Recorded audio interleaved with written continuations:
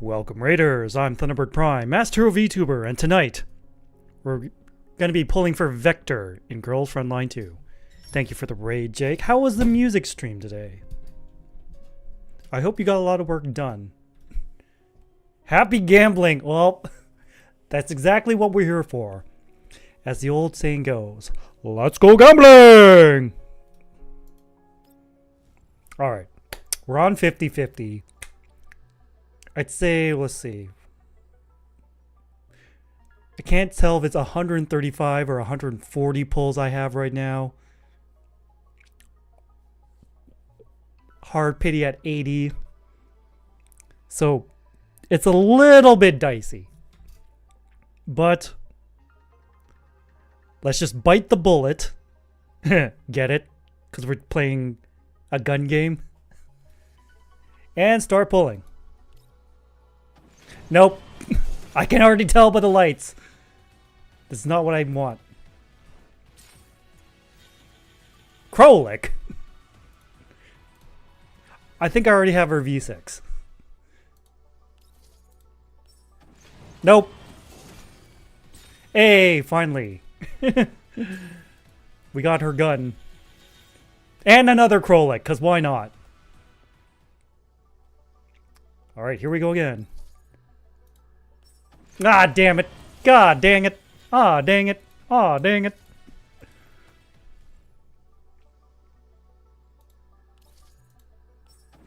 The lights are failing me.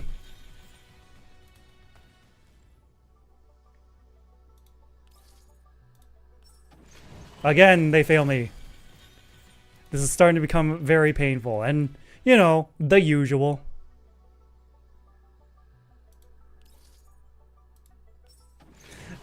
Golden lights. Alright. This is the moment of truth. Do we get Vector? Also, congratulations on getting first, Dora.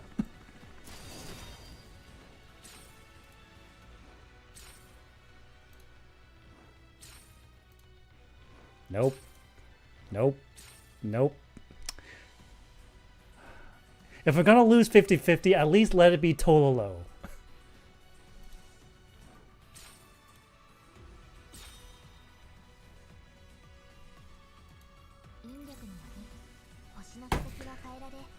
At least it was Tololo!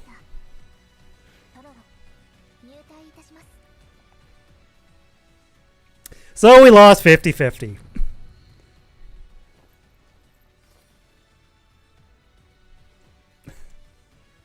I called it. I super called it.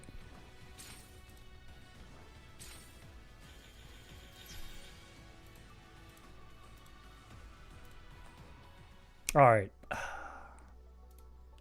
Here we go again. Ah, shit. Here we go again. At least they're giving me Vector's weapon. Well, not the 5-star weapon, but... the 4-star. Hey, Kolfne, finally, someone different from Krolik and Nemesis. There we go. That was quick. You stole the streamer luck this morning. Not only did you get Vector, you got 2 copies of her gun, too.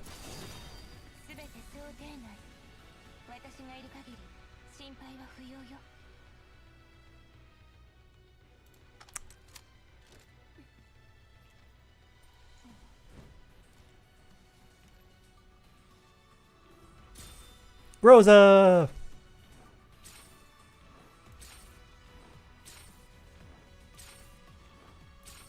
Of course, it's all the way at the very end.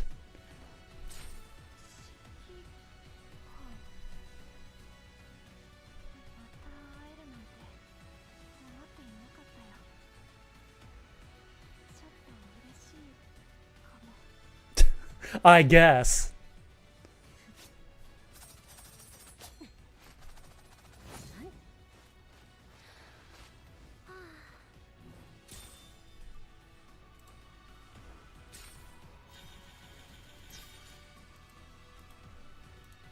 All right. Now let's get out of the screen. Do some adjustments. The volume's a little low.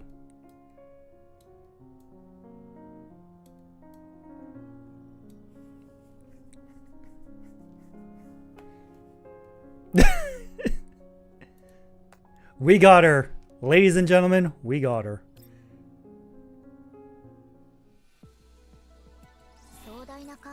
But first, let's get this out of the way. Increase damage dealt by 30%. Reduce cooldown by 3 turns. I think the stopping point is V4.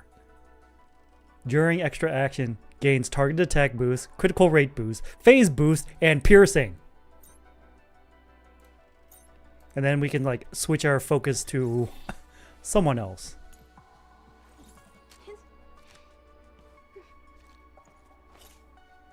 Okay, what the hell do we have here? Oh. Calibrate. Whoops. Didn't know that.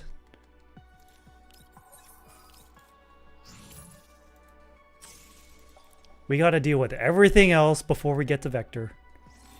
Like you. What's your deal? Did we get another QBZ? Yes, we did. Gotta make everyone else stronger on the way. You... Yep, it's a skin.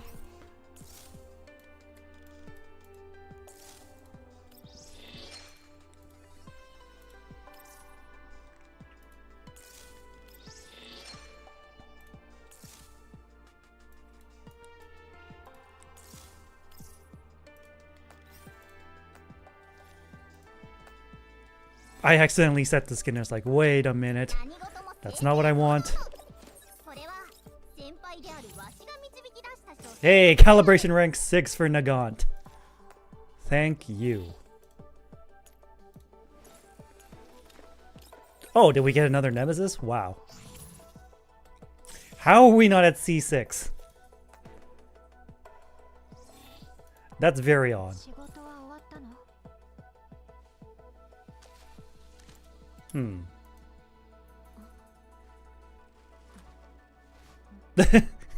You want a grenade? No?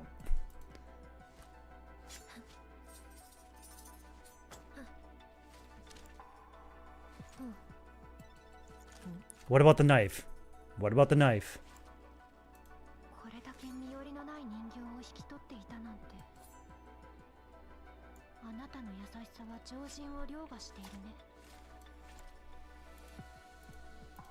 Anything else I can click? Any special clicks?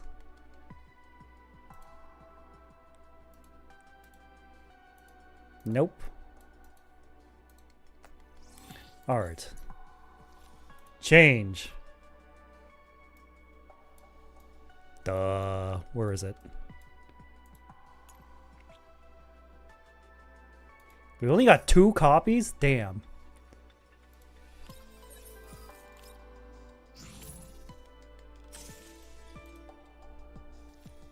Attachments. Let's see. Do we have any good SMG? Well, we do it, but it's on Cheetah right now. And what about this? Nope. Ideally, it's crit rate, crit damage, attack boost, and flat attack. This'll do for now. As I continue down the list. Really? Nothing? Well, I figured if we did get that, it'd be locked by now. Health boost compared to what? Defense boost? Eh.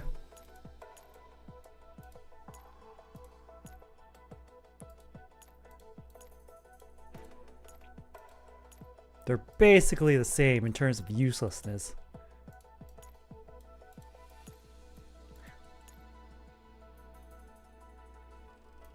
Alright, maybe I should look at like 3, 4, and 3.4 compared to what? 4, 5. Okay, these are slightly better. Well, obviously you use burn boost for Vector. I did get some adequate pieces. Not good, adequate. 5-5. Alright, how about that?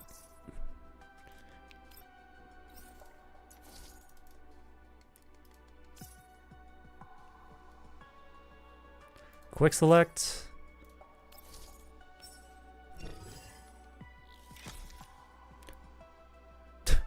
Of course, the one stat I really don't care about gets the biggest boost.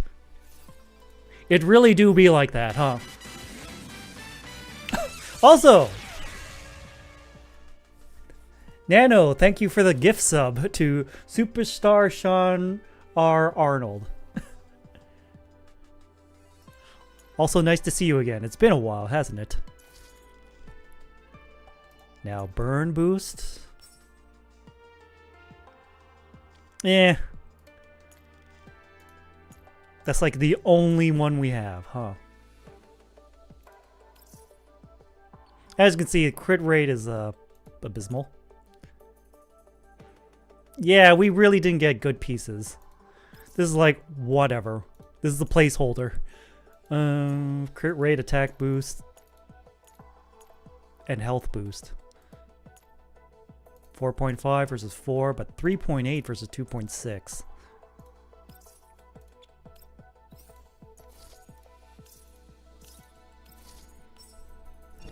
It has been a long time, hasn't it? 100, 100, 100, blah.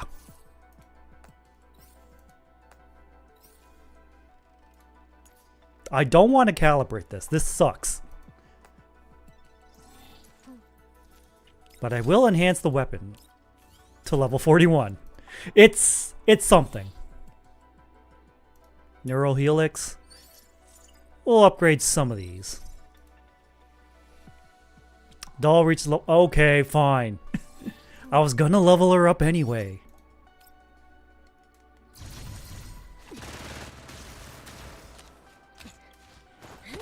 Kick the grenade!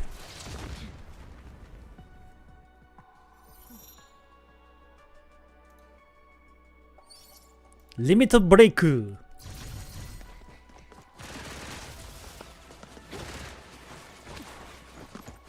Spinning bird kick.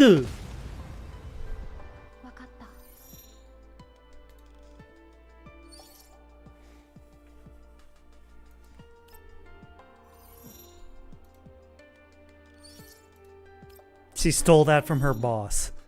Wait. She's 404 Team B, so would her boss be Klukai or would her boss be Leva? Or would her boss be Kalina?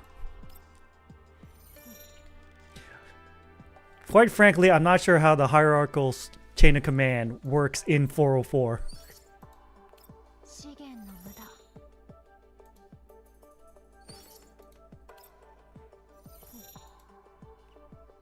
Alright, Klukai's the boss. Oh, so close to hitting 60. 59. Alright, now we can do the shenanigans with Neural Helix. I'm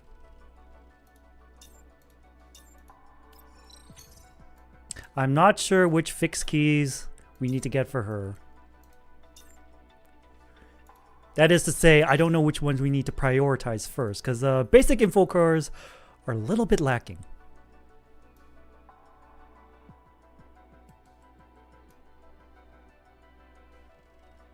Alright, so Leva and Lena work for Kalina, who works for the government.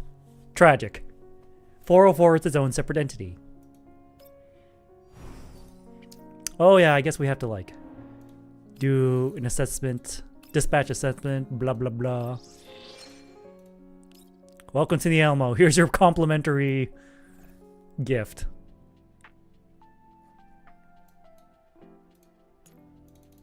Sure.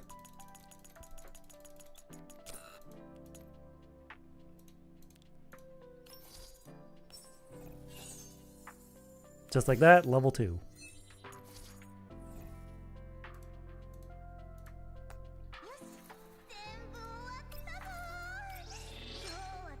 And sent her into a fight one time.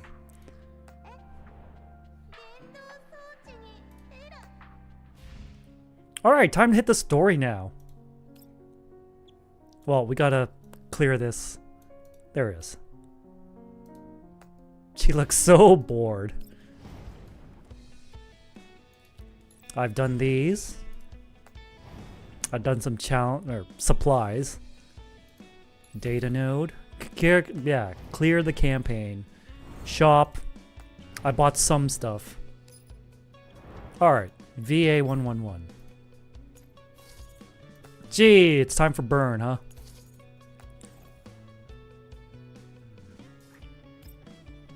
Alright. It's reading time! It's reading time!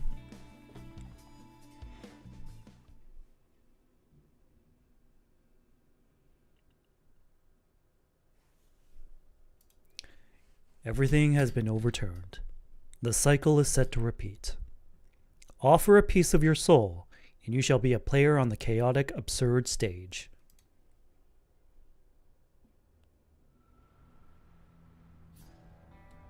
Oh, just dropping right into the fight, huh?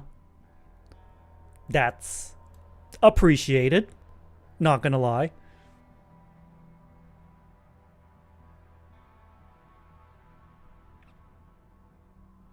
I did say reading time.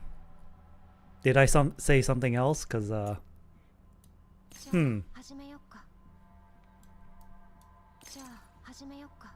It's so weird hearing Saori Hayami with like a bored, almost lifeless voice.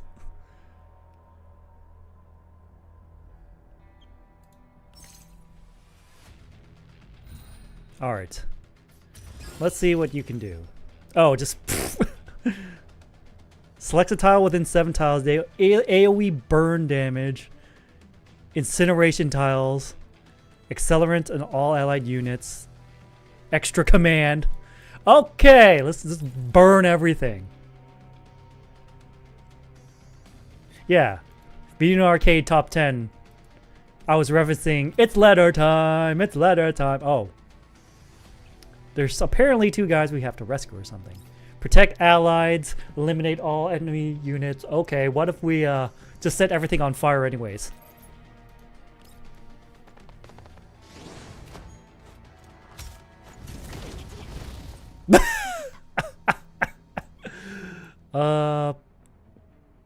Nothing left to target, huh? And I can't move.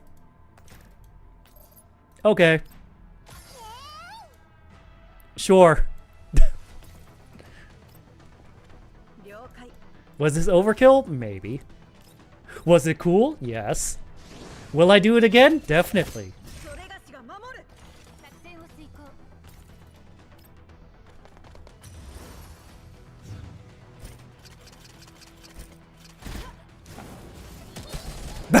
Just auto-countered by Sharkery because she attacks anything that gets overburned.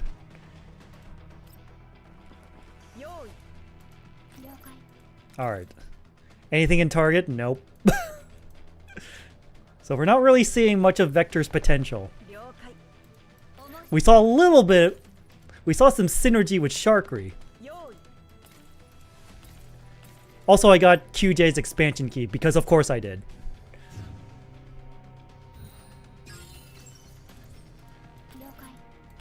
Alright, let's see. Active, targeted. Sure. Why not? Now, what does this button do?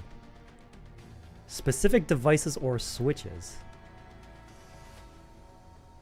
Or we could just leave it there and just defeat all enemies. I mean, they're nice and protected behind that wall, so I don't see the point of really rescuing them. Unless we, like, have to press that switch. No, we don't.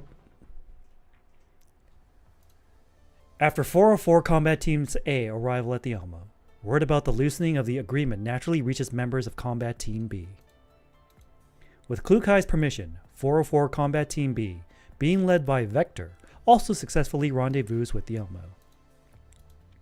And just like that, Hyde 404, while still operating as an independent entity, will utilize the Elmo as a long-term base.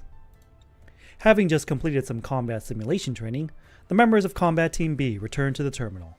The progress bar on the monitor is at 100%, and dense rows of data and statistical charts start scrolling down. Vector stares at the final combat evaluation score with a slight frown.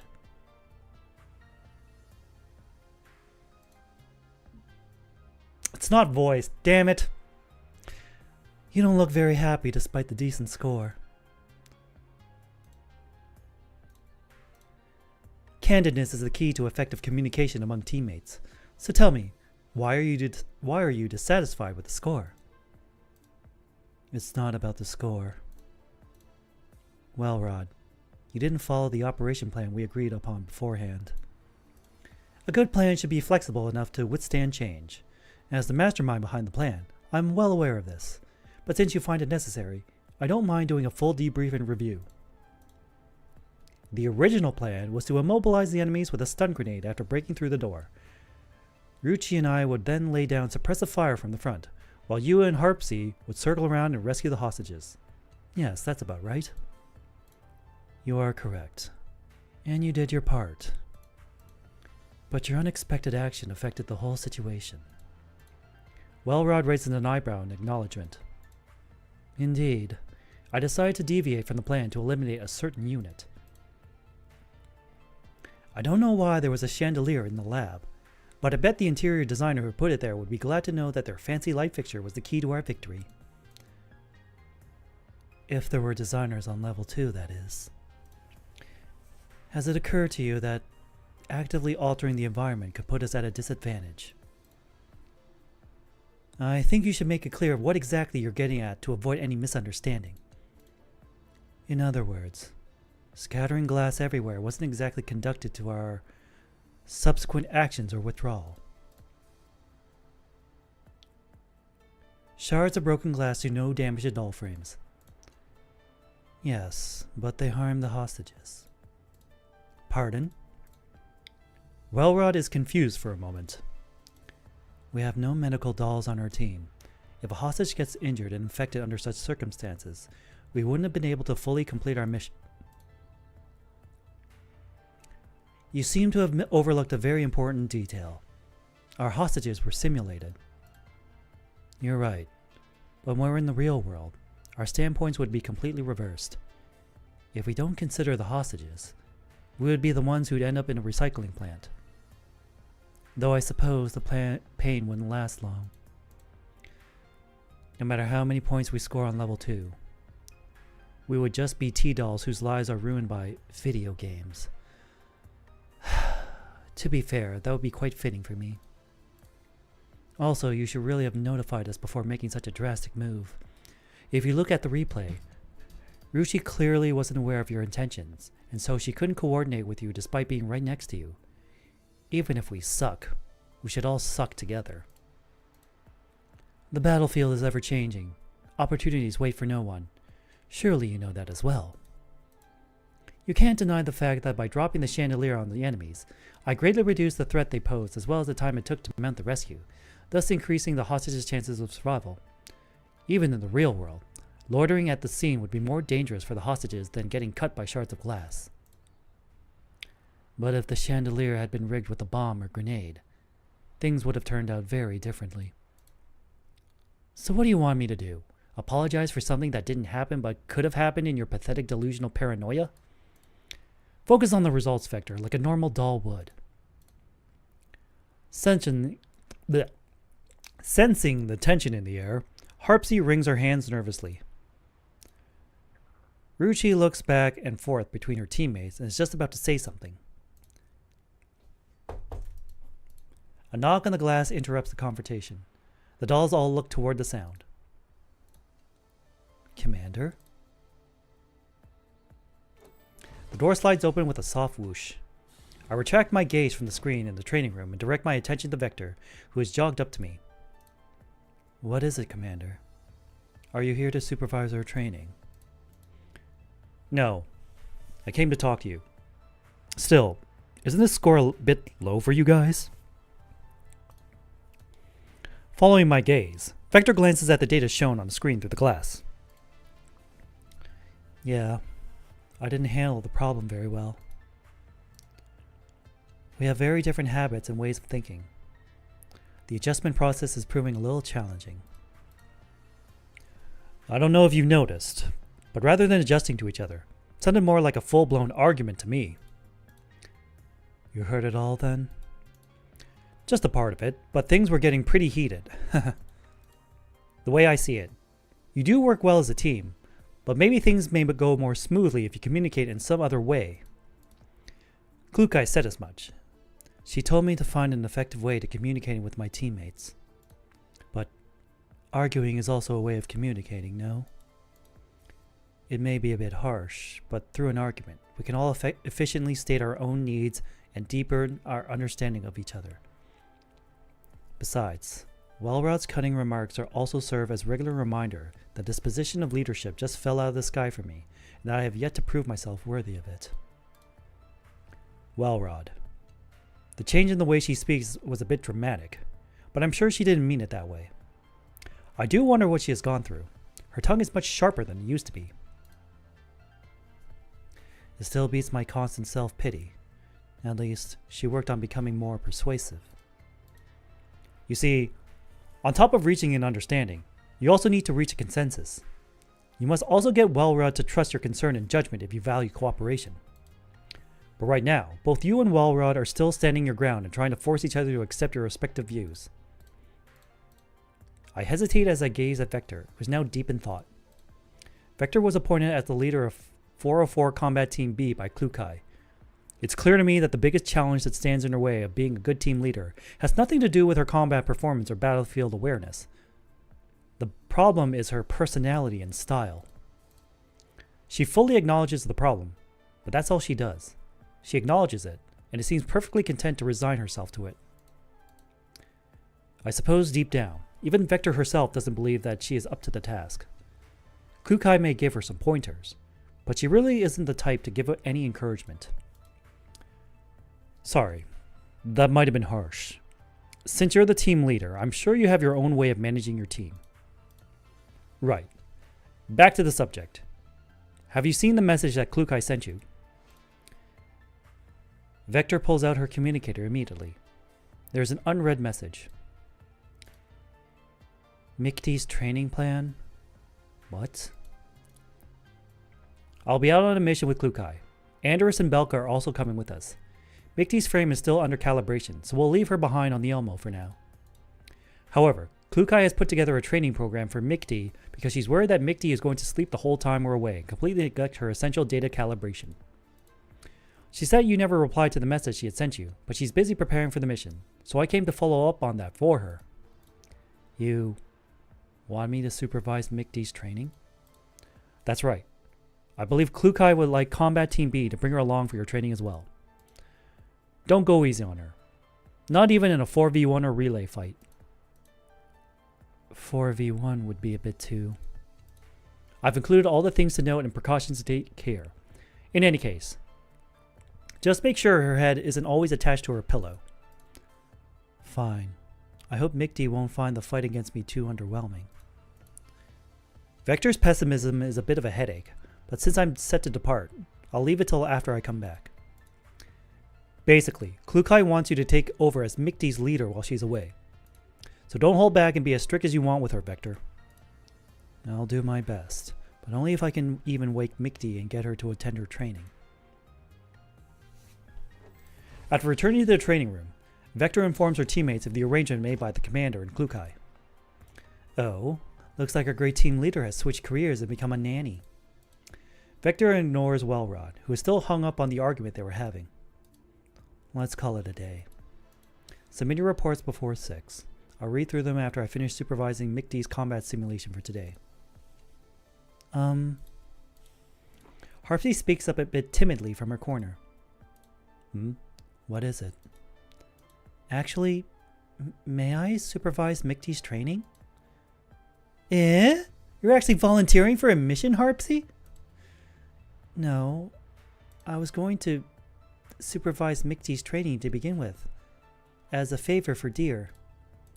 Why?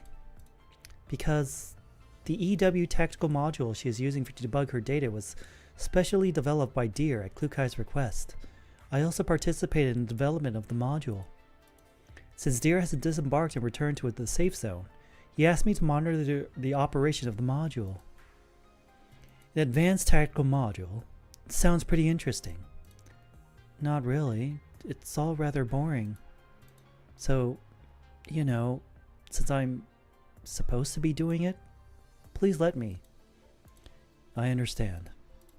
However, since Klukai assigned the mission to me, I must be present. Harpsy, you're staying with me. Harpsy's face freezes a little comically as she struggles to respond. Oh, okay. I'm staying too. Huh? Why are you also staying, Wellrod? I would love to see for myself what kind of advanced training Team A undergoes. Problem? No. If Wellrod is also here, then it's all over. In that case, Vivi, count me in as well. I'm sure you have better things to do. I want to spend more time with you, Vivi, please. Staring into Rushi's expectant eyes, Vector lets out a sigh. Suit yourselves. Just make sure you submit your reports by 6.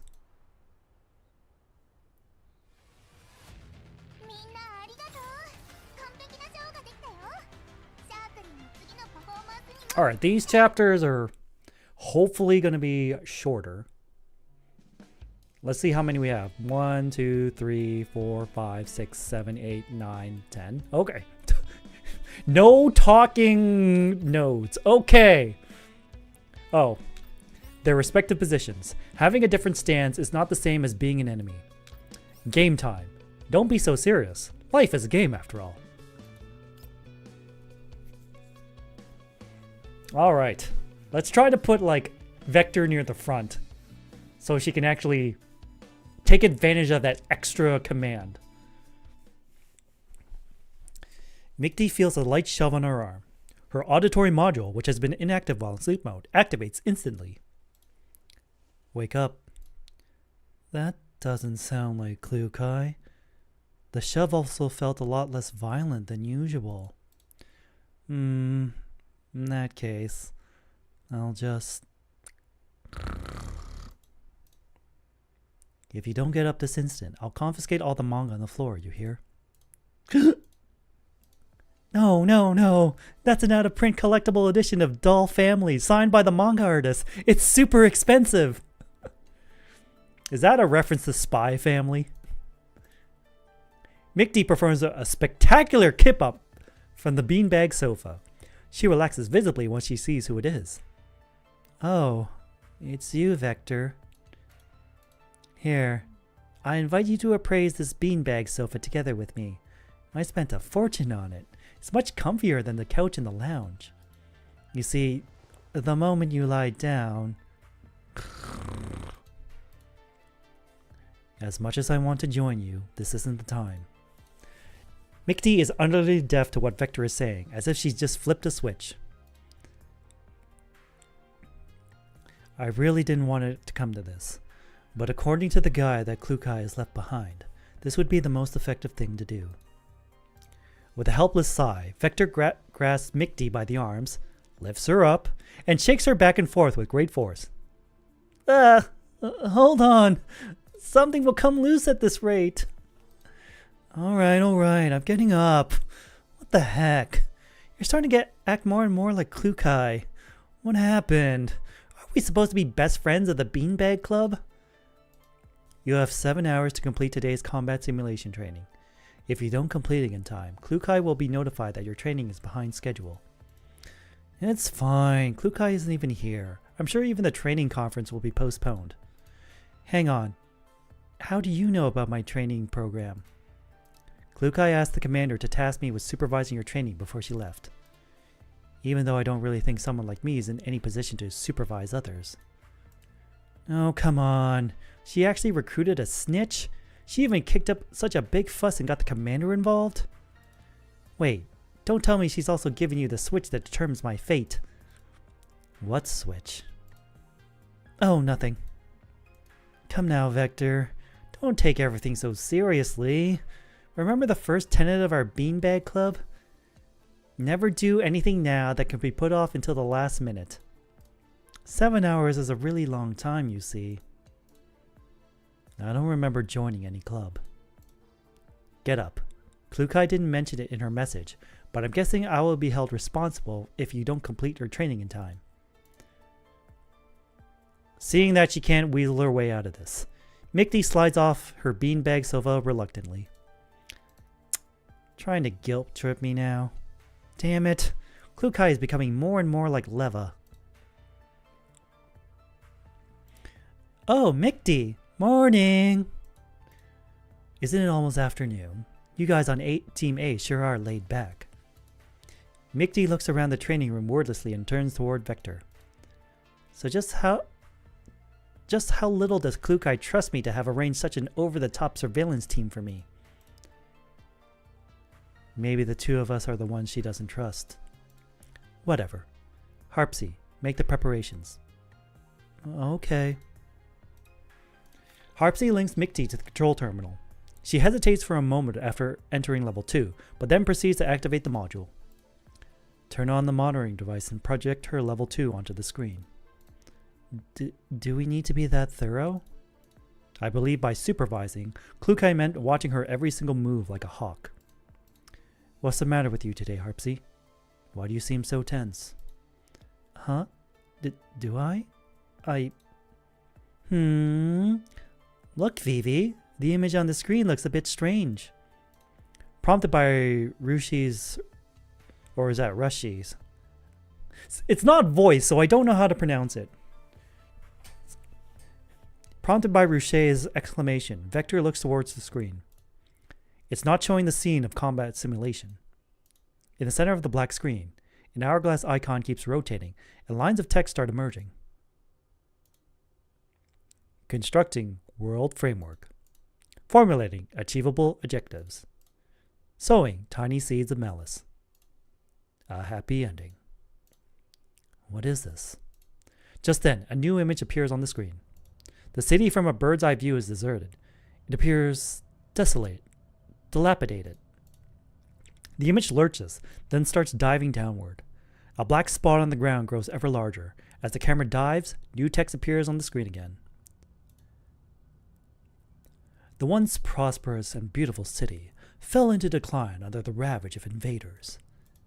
As a guardian, it is your unavoidable duty to eliminate them.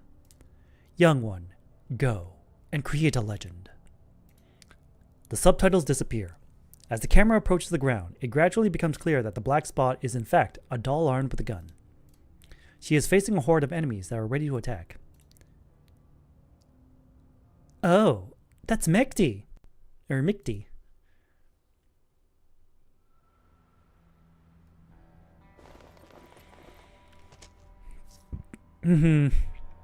It's not a bad idea to gamify training. Well done, Harpsy. Mickey, what's going on? Uh-oh, it's starting. Let's talk after this game. It's funny because it's Mickey's training, but I'm not using Mickey at all. Alright.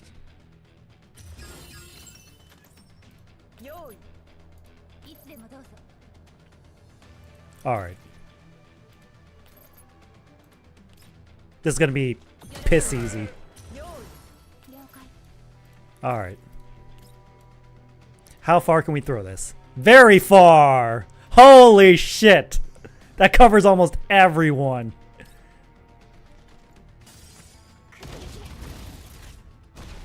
Burn, baby, burn. Alright. Dead end meltdown.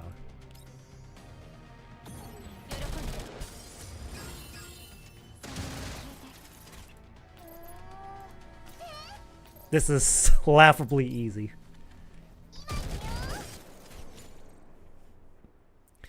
After making quick work of the enemies, Mickey holds up a big V sign.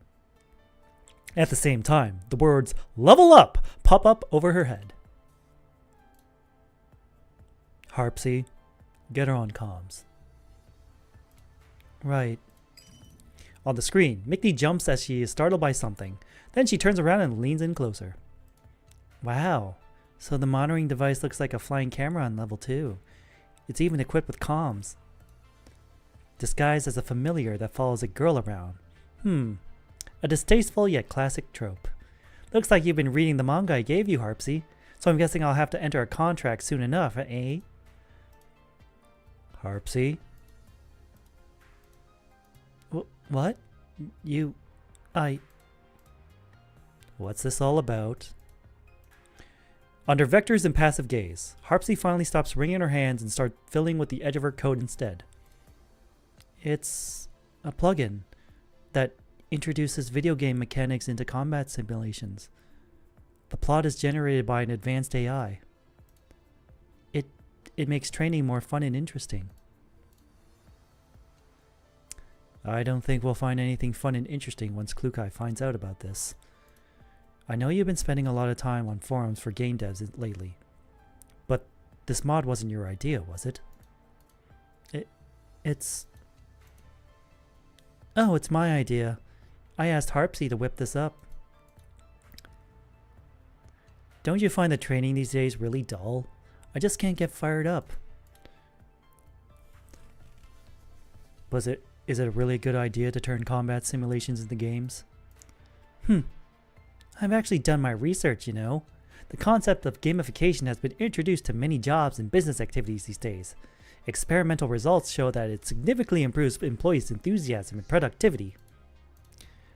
For the sake of 404's training efficiency, I don't mind volunteering as the lab rat to test this out. Where's your proposal? Huh? Your investigation report and analysis. It's one thing that you didn't tell me, but you actually put it into practice before clearing it with Klukai? Well, if I had told that tyrant right from the start, my ingenious plan would have been nipped in the bud. But training shouldn't be a game. Vivi and I have played a video game about warfare before, but it cannot really be applied to training. Since it's for training, I'm sure Harpsy has considered the issue of applicability. To lump her in with a certain dork on Team A who only ever thinks about slacking and playing is doing her a disservice. Hey, I can still hear you. I'm not questioning Harpsy's ability, or Mickey's. The issue here is that you shouldn't have kept us in the dark about this. Anything can happen in such an unstable operating environment.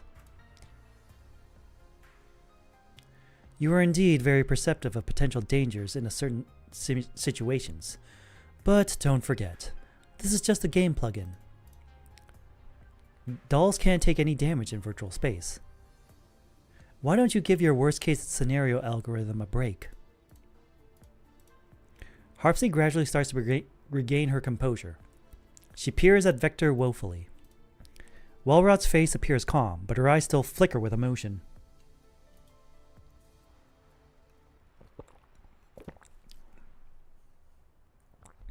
You see, on top of reaching an understanding, you also need to reach a consensus. You must also get Wellrot to trust your concern and judgment if you value cooperation. But right now, both you and Wellrot are still standing your ground and trying to force each other to accept your respective views. To reach a consensus, maybe I should yield a little. Come on now, let's not argue. I'll tell Klukai about this later. She'll probably tell me off, but no biggie. If I don't start playing, training, I'll get a demerit for falling behind schedule. In the end, Vector lets out a soft sigh. Fine. Carry on with your training. I doubt we'll be able to contact Klukai or the commander anytime soon. Alright. But I'm also taking part. Vivi? Huh? Well, I don't mind. You gave me such an earful, but you just want to play as well, eh? No, I'm just worried you run into problems you can't solve. Also, if I don't experience it myself, I won't be able to report to Klukai on its implementation. Oh, how very serious and responsible of you. Harpsy, log me in too. Oh, okay. I'll change it to two-player mode. But aren't we playing on four-player mode? We're using 4 units after all. In 2071, 16 Lab launched the 3rd generation of doll technology.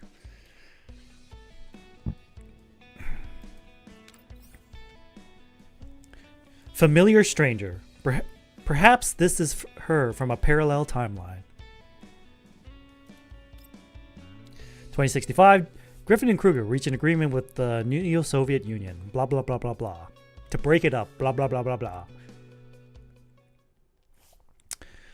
The overgrown weeds and cracked soil beneath Vector's feet stretch all the way to the high wall surrounding the city in the distance.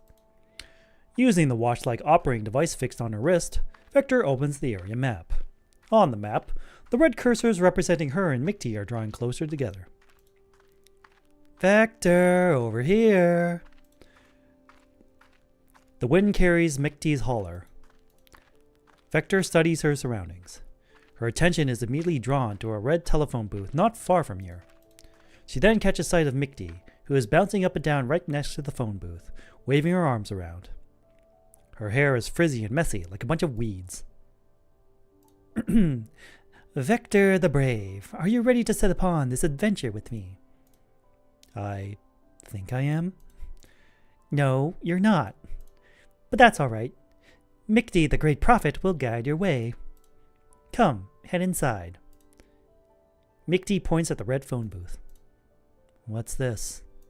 You'll find out when you get in. Vector is ushered into the phone booth, which looks decidedly out of place with its surroundings. Then, at Mighty's insistence, standing by. She picks up the receiver and puts it against her ear. Also, welcome to the stream, Ajin. After a soft click, a mechanical female voice comes from the other end of the line. Saving game. Do not disconnect. Saved. You are fully restored. Vector hangs up and exits the phone booth. She realizes her HP bar is full again. So it's a save point. Save points are super important. You can only level up and restore to full health at save points. Whoa, how come you jumped 3 levels in an instant? Your level is now even higher than me, the Great Prophet. I killed several Elids on the way. So you get more XP from farming Elid mobs? That shouldn't be the case. Are you really Mighty? Of course I am. Why do you ask? Your energetic demeanor and genuine effort in problem solving are incongruent with my neural records. I told you as much. Gaming can boost enthusiasm. If you were this enthusiastic in real life, Klukai wouldn't have... Whoosh! The sound of a bullet slicing through the air. Sniper, 11 o'clock. The 2 dolls dive to the side of the road. The next second, a bullet hole appears on the spot where they were just standing. Vector promptly draws her submachine gun and aims it at the source of the shot, but she freezes at the sight of their attacker. The doll standing on the slope not far away sports corkscrew twin tails that are most familiar to Vector. Relax, this is just a greeting. But her attitude is utterly unfamiliar. Huh? Ruche? Why is she also in the game? That's not Ruche. What? Who are you? Ruina Crystallis lies just ahead. It's not a place meant for morons like you. I've seen too many who risked everything trying to make a fortune, but ended up paying with their lives. Ruche, who bears the name tag number 90 above her head, continues her monologue, as if she hadn't heard Vector's question at all. You're right. Ruche doesn't talk like Klukai. What? You don't know about Ruina Crystallis? The technology of converting collapsed crystals into crystal energy has won the city worldwide renown. Just how ignorant are you? Collapsed crystal? Crystal energy? Crystal energy has made Ruina Crystallis the most prosperous and affluent city in the world, and is the best place for us crystal hunters to find jobs. Unfortunately, the largest arterial crystal pipe in there exploded, and the radiation release led to the creation of countless invaders. It was all because of the wanton destruction they caused at Ruina Crystallis in the star state. Ruchet's tone and gestures become increasingly impassioned. It's almost as if a spotlight is shining on her as she soliloquizes. But even as a set of ruins, the remaining collapsed crystals in Ruina Crystallis still attract countless fools who dream of getting rich overnight. If you are just headless flies driven by greed, I advise you to turn around and scram as fast as you can. What the hell is she on about? Huh? You're not headless flies, you say? Then who on earth are you? After that, Ruchet freezes like someone who pushed a pause button on her. She just stares at them unmovingly. The two lines of text appear in front of her out of thin air. A. We are not headless flies. B. We are guardians who have come to save the city. When did Teto bleach her hair and change her clothes and become a sniper? She seems to be automatically filtering what we say. These two lines are responses? Oh, maybe... What? Maybe we're in a cutscene and these two lines are choices that will set us on different plot branches. In this case, Ruchet, no, this number 90 must be an NPC? NPC. McD, have you ever encountered this when you used your plugin previously? Nope. The plots were all pretty simple. It's either slaying a dragon to save a princess or collecting little beasts as pets. Huh. Why don't we just ask Harpsy, creator of the plugin? Harpsy, what's going on here? But the surveillance camera simply flutters around them, giving no response. Strange. The comms line disconnected? Huh? Then let's just randomly pick an answer. Mickey reads the two lines quickly. Let's not beat around the bush and just state our identity. We are guardians who have come to save the city. Wow, that sounded pretty badass. Ruchet comes to life again after receiving a new input. Guardians? Could weaklings like you actually be guardians? Since you're guardians, I have no reason to stop you, though I seriously question your ability to save Ruina Crystallis. How dare you question us? To prevent you from a humiliating death, I have some information to share with you. Invaders will regenerate infinitely in the radiation, and can only be eradicated by using a secret weapon that can cleanse the radiation. The secret weapon is in a research institute in the northwest corner of Ruina Crystallis. I've guided many people there, but none have returned. If you're sure about this, follow this road and head north. There is a border terminal, which is the only entrance to the sealed city. And here are some supplies for you. Zone map, outskirts of Ruina Crystallis, obtained. Ammo times 36, obtained. Main story quest updated. Head to the Research Institute in Ruina Crystallis.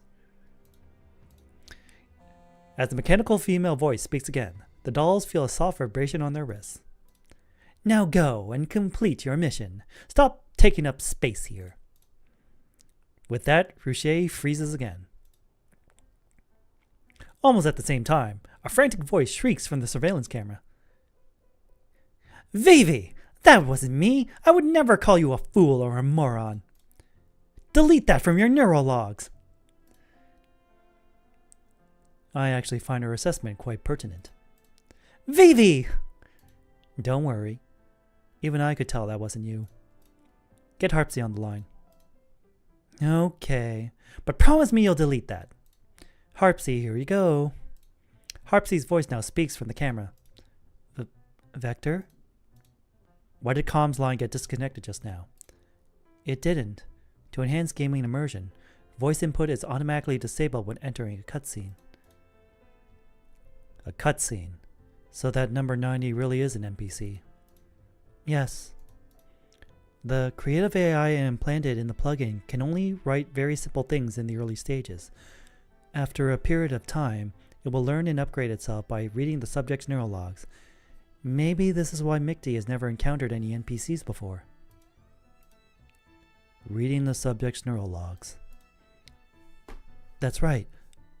Due to a lack of R&D funding, some of the settings as well as the NPC's models and appearances are randomly extracted and recreated from dolls that have taken part in past combat simulations and their neural logs. So that really wasn't Ruche, but merely a character with Ruche's appearance data. The personality is based entirely on the plot generated by the AI. A carbon copy in terms of physical appearance, but with a completely different personality? Oh boy, that's pretty interesting. I'm getting really excited about what's going to happen.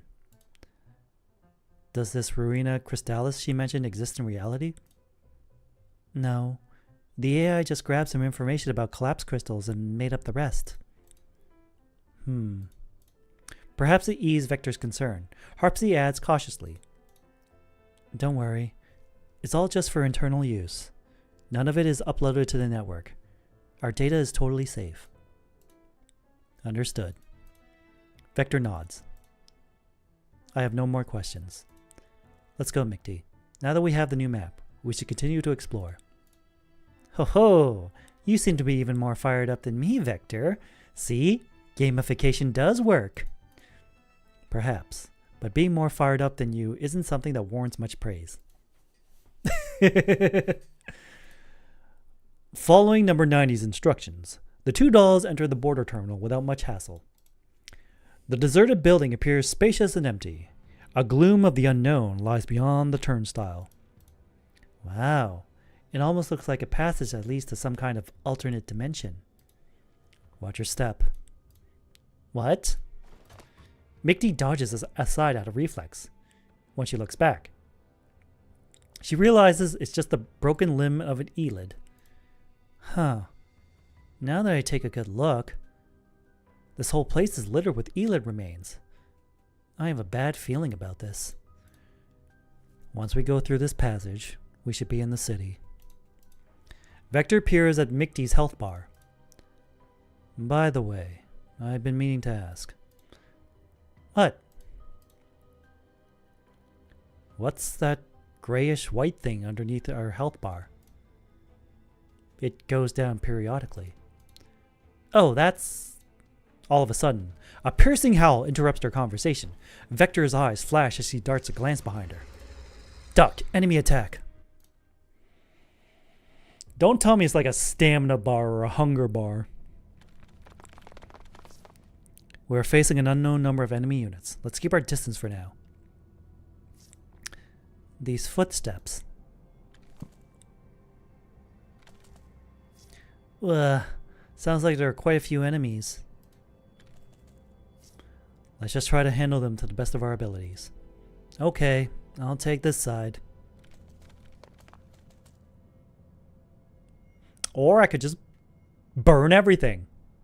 I'm going to just burn everything. That seems like the best choice to do.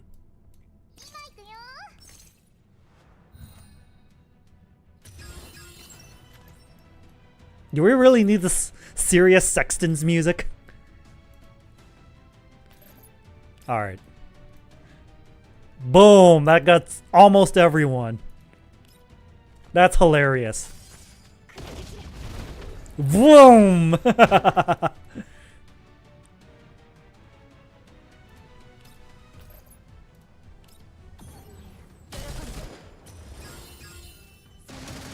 Bye!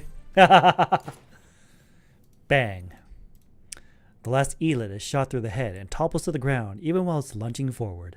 Standing in front of it is Vector, who didn't manage to raise her gun in time. Her finger remains still on the trigger. Whew.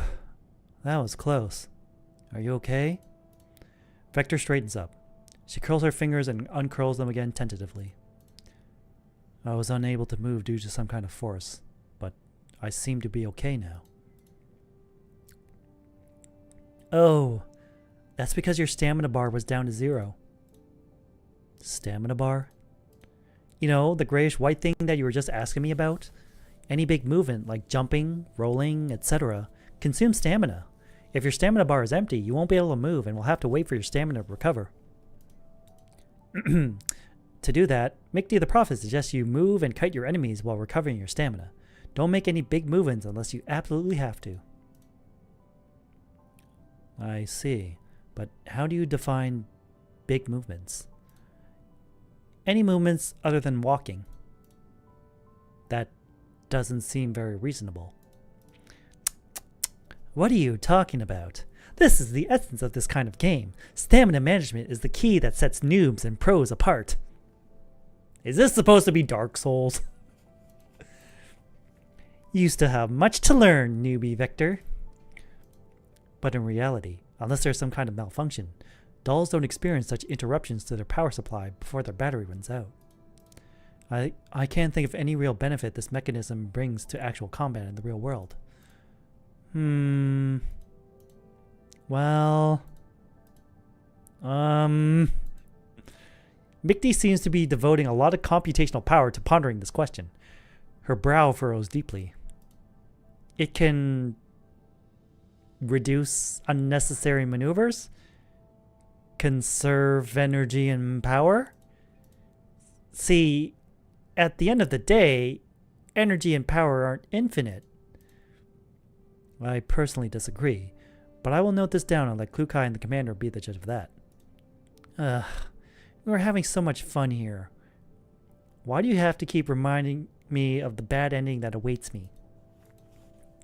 As they converse, they step over the remains of the eyelid and head towards the turnstile. Neither of them notices its almost imperceptible twitch.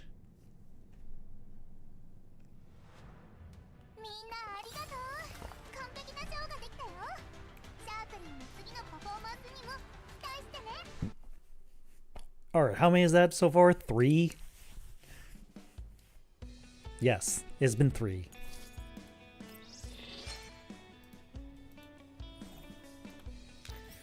Misery Maker. Do people who enjoy sinking into misery truly exist? I believe that people who enjoy sinking other people into misery exist. With a soft click, Vector and Mickey exit the phone booth. Before them lie the familiar weeds and cracked earth. The bloody text, "You died," remains hauntingly fresh in their memory. Wait. This is Dark Souls! Wait. Why are we here again? You return to the last save point only when you die. So, clearly, we just died? How? I have no idea. I was talking to you, so I didn't see anything, but something probably ambushed us from behind. Just then, the surveillance camera pipes up while circling around them. Vivi! I saw it. It was the eyelid that you shot down. It was feigning death. It was the one who attacked you from behind. Eyelid? It feigned death? We've been had. I should have known there would be such sneaky-ass moves in this kind of game. Yep. Hang on. Am I being ignorant here? Have you ever seen an eyelid that knows how to feign death? I haven't, but that doesn't really rule out the possibility. When it's a matter of life and death, even the poor eyelids have to pick up some cunning tricks. If that's true, then all commissions that involve eyelids would double in price. This time, it's Wellrod who speaks through the camera. Vector, isn't this one of those extreme unlikelihoods that you're so obsessed with? This shouldn't be so far-fetched according to your logic. The derision in Wellrod's tone does not escape Vector, but she makes no rebuke. But instead, she pulls up the game interface. We're missing a certain amount of ammo and 531 XP. Is this a system error?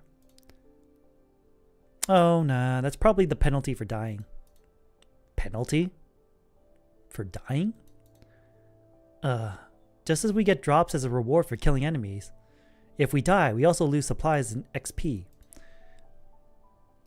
But the supplies are usually retrievable at the location of your death. Wouldn't they be seized by the enemies? That'd be way too infuriating, no? These are players' hard-earned supplies. If any game implements that, it'll flop real hard as soon as it launches. Though it might actually be an interesting gimmick. Feels like the game is dragging us around by the nose. Yeah, I totally get what you mean. Sometimes when you just can't beat the game and you're so angry you just want to quit, you'll think to yourself, oh, I should at least pick up the loot before quitting. Then once you're done that, you'll think, since I'm here, why don't I give it another go? Maybe I'll beat it this time. Then before you know it, a whole night has passed. So the game is exploiting the player's fear of loss and competitive nature to keep them addicted. Let's go and retrieve our loot and make our way to Ruina Crystallis. This is Dark Souls. Exact same map!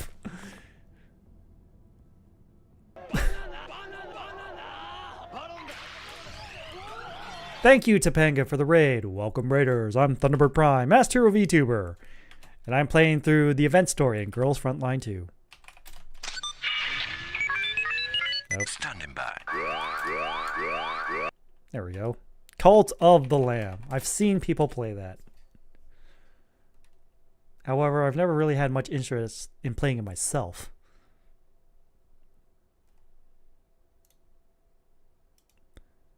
But that's for another time. We'll have to be careful this time around. We'll be fine. I know that the elites here can play dead now. But it's so annoying to have to fight them again.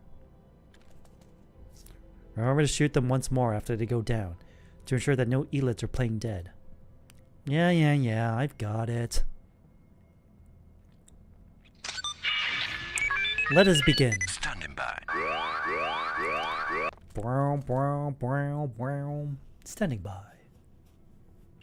The only difference is a difference in camera angle. Alright.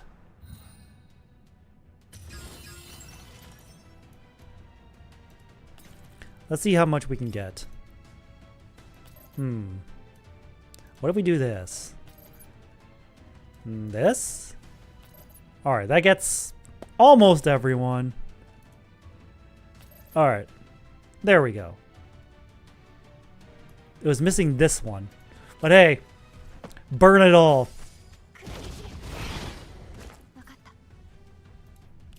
This is almost unfair.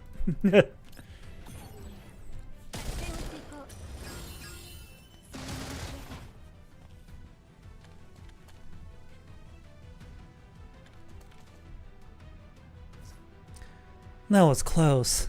I was starting to think that I would lose. That was a hard game. That was training. Never mind. Let's go see what else we can take. Okay, I'll have a look over there. Mickey and Vector start rummaging through the pile of elites scattered all around for supplies. The searched elite corpses disintegrate and fade away. Ammo 63 obtained. Healing potion 10 obtained. Item crystal bracelet obtained. Zone map Ruina Crystallis urban area obtained. New zone unlocked. A cheap bracelet made of inferior crystal fragments. Judging by the description, it seems pretty useless. If it's useless, it's probably an item that's related to the plot. We can't go wrong by keeping it with us. Say, this has been quite profitable. With all the EXP, we can level up twice in a row. But we're constantly at risk of losing the XP before we find the next save point. You'd be wise not to treat them as yours yet, so that you won't feel sorry if you do lose them. If we lose them, we can always get them back. It's just a bit of a pain. You can always start again in games. You can always start again. Does that mean you don't always give it your all? Exactly. Oh, no. I always put in effort. Vector stares at Mickey with a look of disbelief. Then all of a sudden, another thought seems to have struck her. If we die again while in the process of retrieving our loot, will we still be able to recover the thing we were trying to retrieve? I really haven't come across that situation. But speaking from my gaming experience, probably not. Harpsy, is that right? The camera hovering in midair bops up and down twice. That is indeed the case. I based it on a game with similar mechanics. Basically, you can only recover the things that you last dropped. So if your inventory is empty to begin with, you won't be able to recover anything. In other words, players are very likely to end up with nothing at all. Huh? Yeah. If you're not careful, then that's true. Extremely limited amount of save points, save-based recovery, enemy resetting, drops penalty. So far, I find the design and features of this game that are beyond the scope of training a little too harsh and cumbersome. Huh? I was just trying to match the level of difficulty to the module. Also, Mickey said these were all standard setups for games. Standard setups for games. I'd assumed you would at least consider how to incorporate training into the game. But from what I can see, you have simply shoehorned it into a framework without much thought. That's where you're wrong. Suffering is the essence of this sort of mechanism. Only through the trial of hardship does the fruit of victory taste sweeter. I don't have a module installed for ingesting food, thank you. So what else do I not know about the essence of this kind of mechanism? You're missing the point, Vector. You've been approaching this with a negative bias and much reluctance from the get-go. It's only natural that you struggle to experience the fun that I'm trying to explain. You've got to relax. I think you also completely failed to comprehend my concerns. I totally understand them, but since we're here, we should just chill and enjoy the game. You. Vector's brow furrows, then she lets out a heavy sigh. Never mind. At least in terms of combat, both the breakout in the beginning and the ambush we just went through match the settings of the module. There are some things that didn't make much sense in other aspects, but they're not impossibly far-fetched. Wow, sounds like you've played some impossibly far-fetched games. I just find it very bizarre that these games demand dolls to behave in a way that follows human physiological habits. Can you explain it in a more understandable way? Basically, when we were still back in Griffin, Ruche and I took part in a gaming tournament for some monetary reward. The event was quite heavily promoted. I wonder if you remember. Gaming tournament? That does ring a bell. Apart from dying in combat, players in that game could also die from hunger and hypothermia. That wouldn't be so strange for humans, but we're dolls, so we tend to overlook such problems. If this plugin also incorporates the same mechanism that makes it possible to die from a lack of sustenance or low temperatures, then it would make it even more difficult for us to beat the game. Hold on. Don't tell me you're talking about The Division. You have to censor it. What? You didn't participate? Nope. I remember a doll player did actually freeze to death.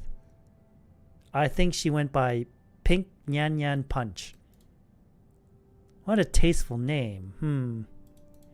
Right, we better get going or the elids here will respawn. You're right. Then let me check which way we should go.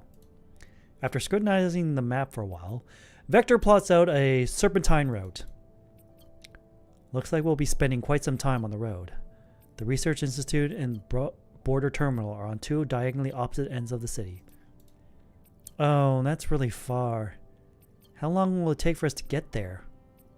Running across the map is always such a chore.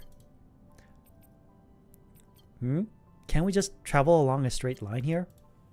Mickey points at a straight passage leading to the northwest area marked with a dotted line on the map. The mouth of the passage is right ahead of them.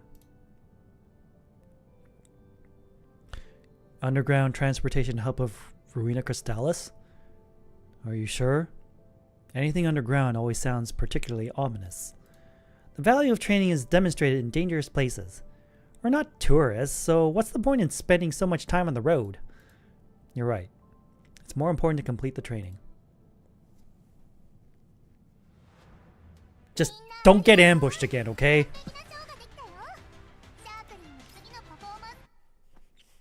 Well, my burn team has much sorely needed AoE. Unexpected ally. Grant me the power to win, my most loyal friend.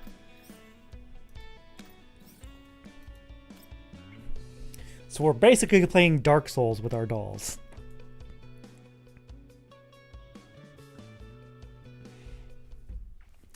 Vector and Micti feel their way towards the gloom of the transportation hub. If we die again, let's not go underground again. According to the map, this is the fastest route to the research institute. The route above ground is too meandering. But at least we're much less likely to get surrounded and brutally killed by enemies in the dark like just now, don't you think? I didn't know our night vision was disabled. Our most recent death cost us 1500 XP, 110 ammo, and 25 healing potions. Ugh, all our effort. Down the drain just like that. Don't just assume we're definitely gonna die.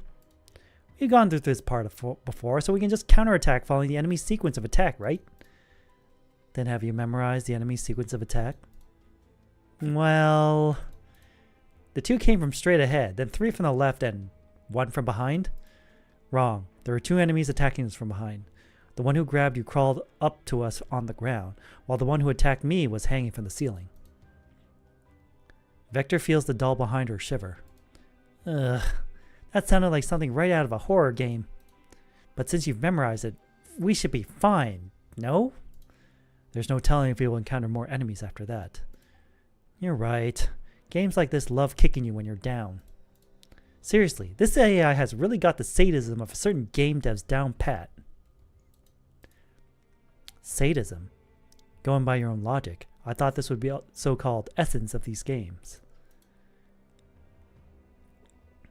It's only in essence after you beat the game. Before that, it's all the dev's sadism. It's just exhausting. I feel like I've reached the point where I just quit the game and go to sleep.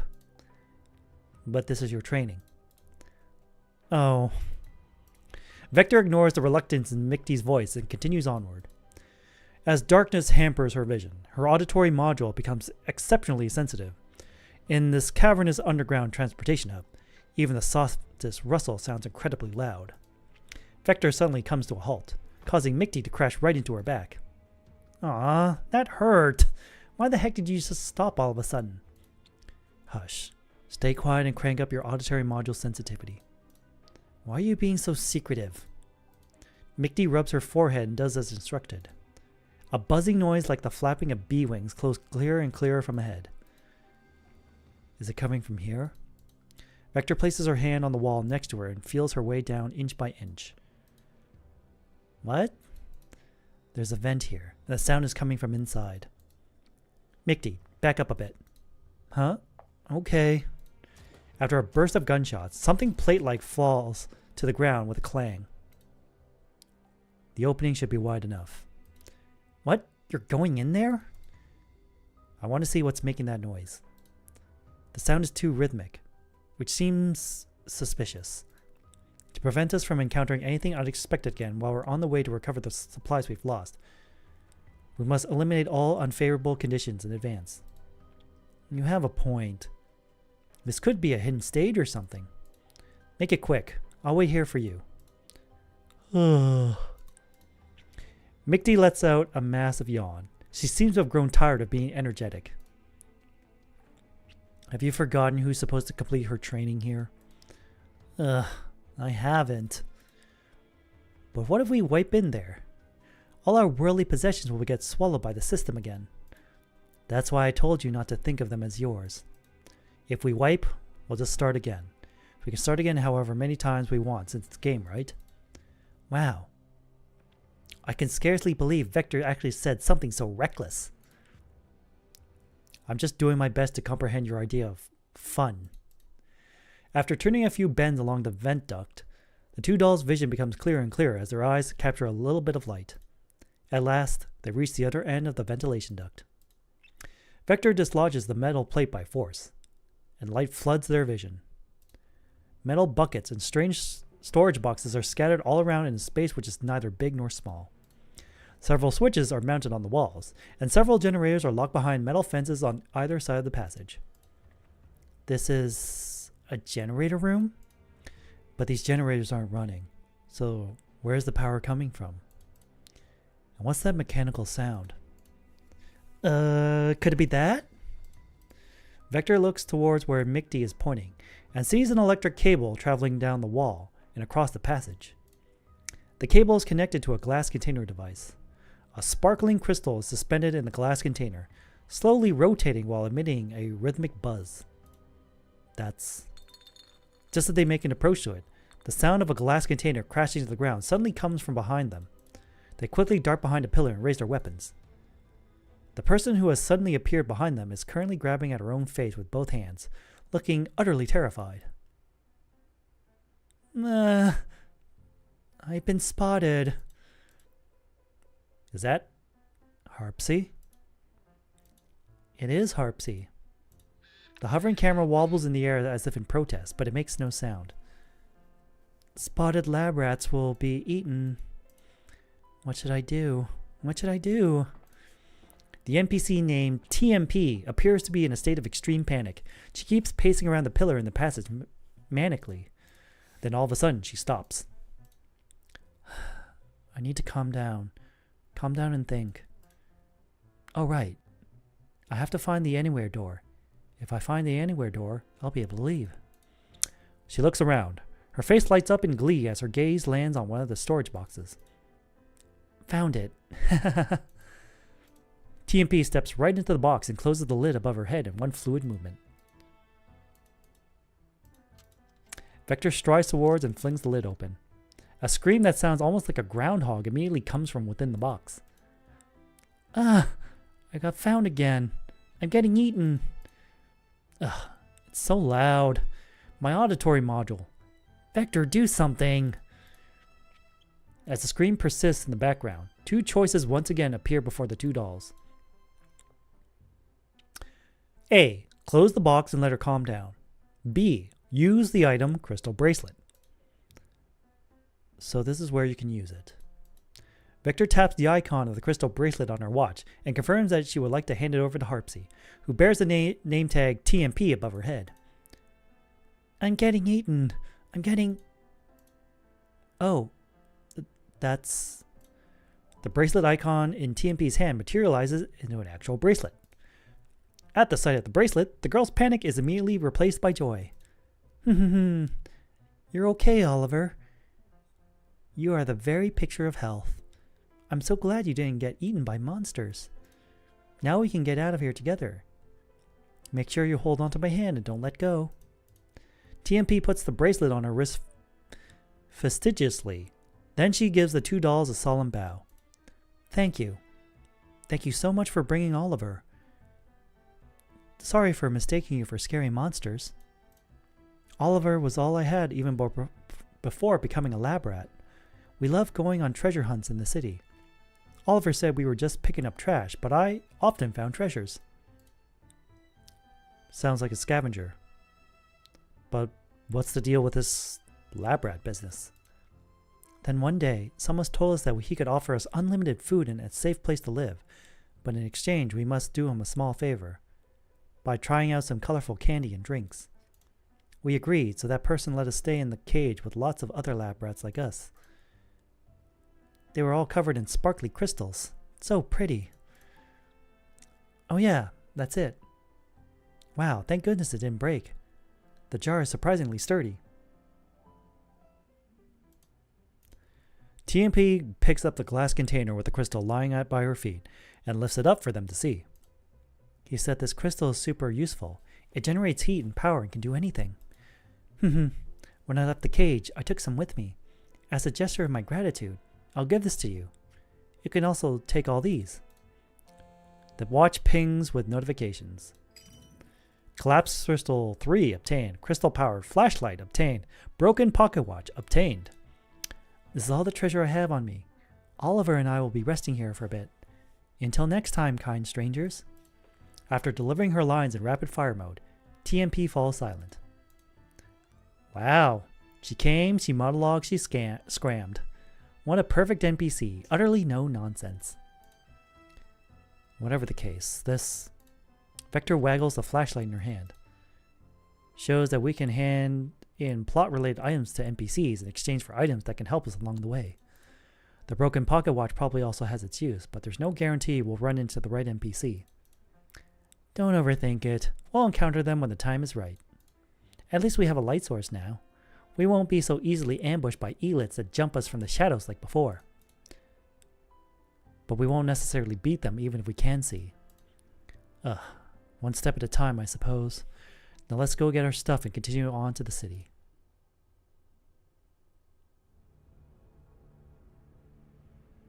Ooh. I can finally see clearly. So many enemies lying in ambush. All units be cautioned. Take care not to be ambushed again.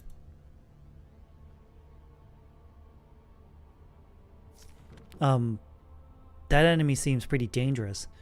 Maybe we should gang up on it. Agreed. Now that's what I call a tacit understanding between members of a fraternity.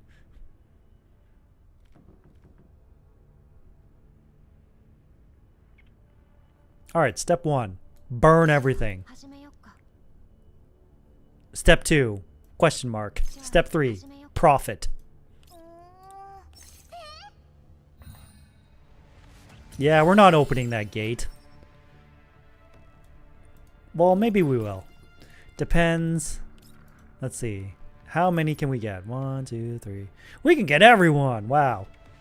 I think that's everyone.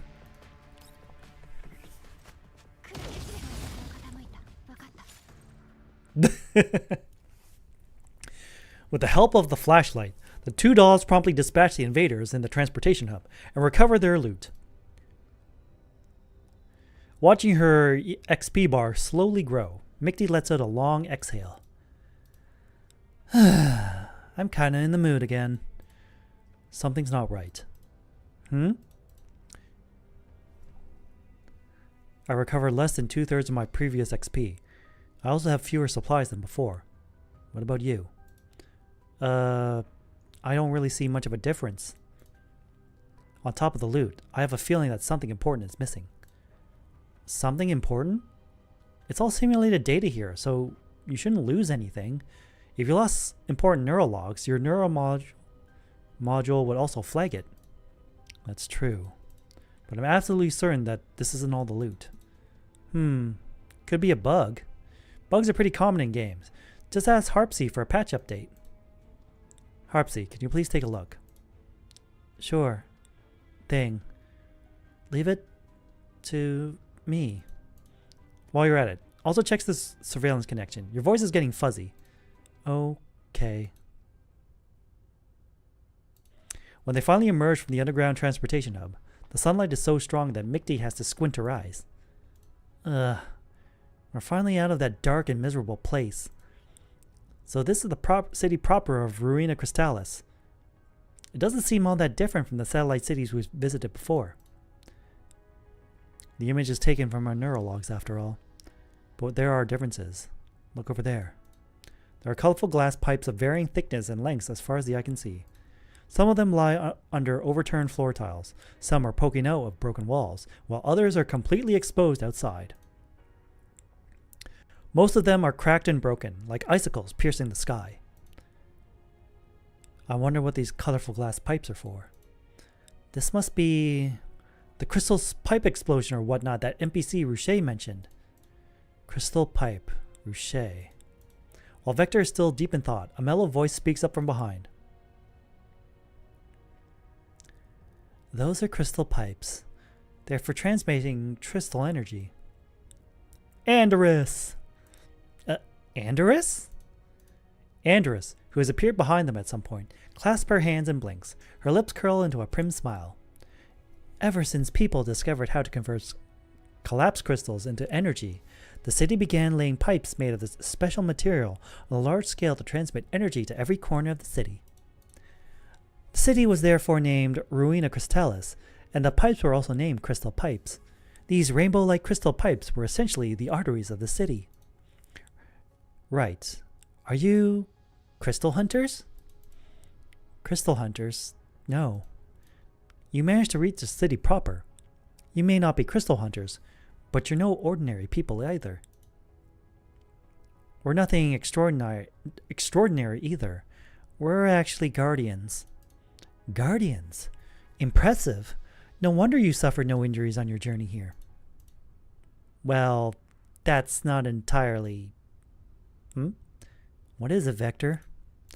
Feeling a tug on her sleeve, Mickey looks back at Vector. Don't you think there's something strange about her? Strange? Yeah. You're right. It's like talking to Andrus in the flesh. That's not what I mean. Have you noticed that our interactions with the other NPCs are done through multiple choice questions? Whereas she's able to converse with us freely? Maybe it's just a fluke that her prescriptive response matched the conversation. Let me try again. Mickey clears her throat. Andrus? My name is G36K, KSK. Damn, she actually registers what we're saying. She's different from the previous NPCs. We better be careful. And who are you? I am a mercenary dispatched to Ruina Crystallis to search and rescue survivors. You're here on your own?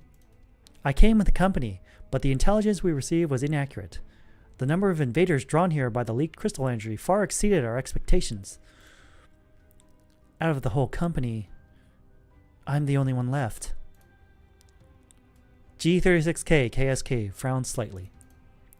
I'm trying to gather as much of my companions' possessions as I can, just to give some closure to their families. The two dolls fall silent as they return her resolute gaze. Something just feels off. Have you got any ideas? Not really. It's too much of a pain to think. I just want to get this over with and get some rest before Klukai comes back. Have the motivational effects of the gamification thing worn off already? Well, even a gamer girl will get bored after playing for so long. Klukai? No, nothing. You're gathering your fallen companion's possessions, say. Have you found anything yet? No. It's like trying to find needles in a haystack. Possessions. As Vector ponders this, she suddenly thinks of a broken pocket watch. Maybe you could take a look at this. Vector taps her watch to give the broken pocket watch to G36K KSK. Light particles gather to form a physical object in G36K KSK's palm, an actual pocket watch. This is... She opens the pocket watch with great care, and her eyes well up with tears. This belonged to a friend. Thank you. G36K KSK turns the open pocket watch to show Mickey and Vector what's inside. A photo is engraved on the inside of the cover. The subject with blonde hair and green eyes glares at them with scornful eyes.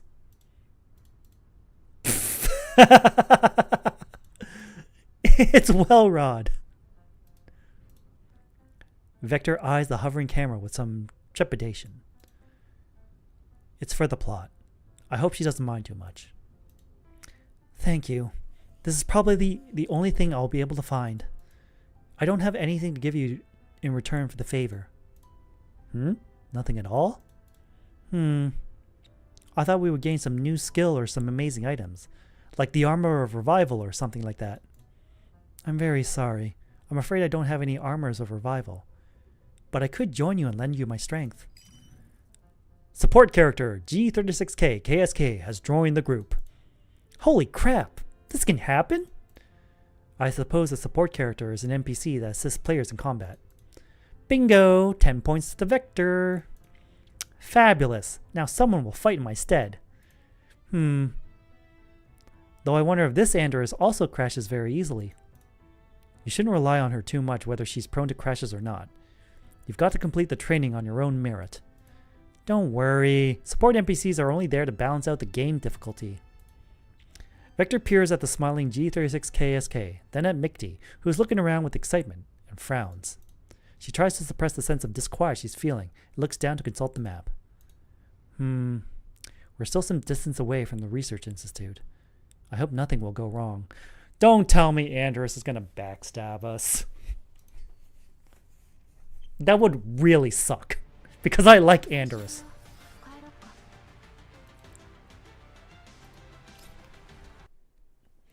Well, let's hope that's not the case.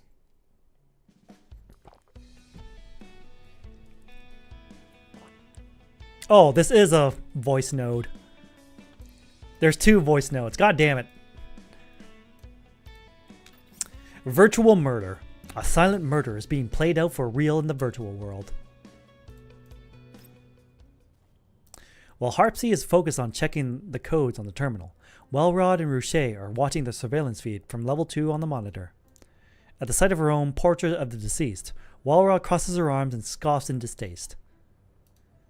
Don't let it bother you? Harpsy said as much. It's all randomly generated. You saw how odd I was. Don't be ridiculous. You think I'd be bothered by that poor facsimile of me? I'm actually more curious about who's behind the design that made me exist in big data in such a disrespectful way. You're totally stomping your feet, yet you still won't admit you're angry. Don't worry. Vivian and the rest of us won't tease you about it. Who's scared of being teased? All I'm saying is the random function of the plugin could use some optimization.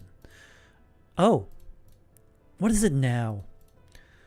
They got killed by invaders again. Welrod turns around and stickers when she sees that you died on the screen. Our poor players. One constantly hesitates out of cowardice. The other is lazy and complacent. This outcome couldn't be more predictable. But I think they're already working very hard. No. Something's wrong.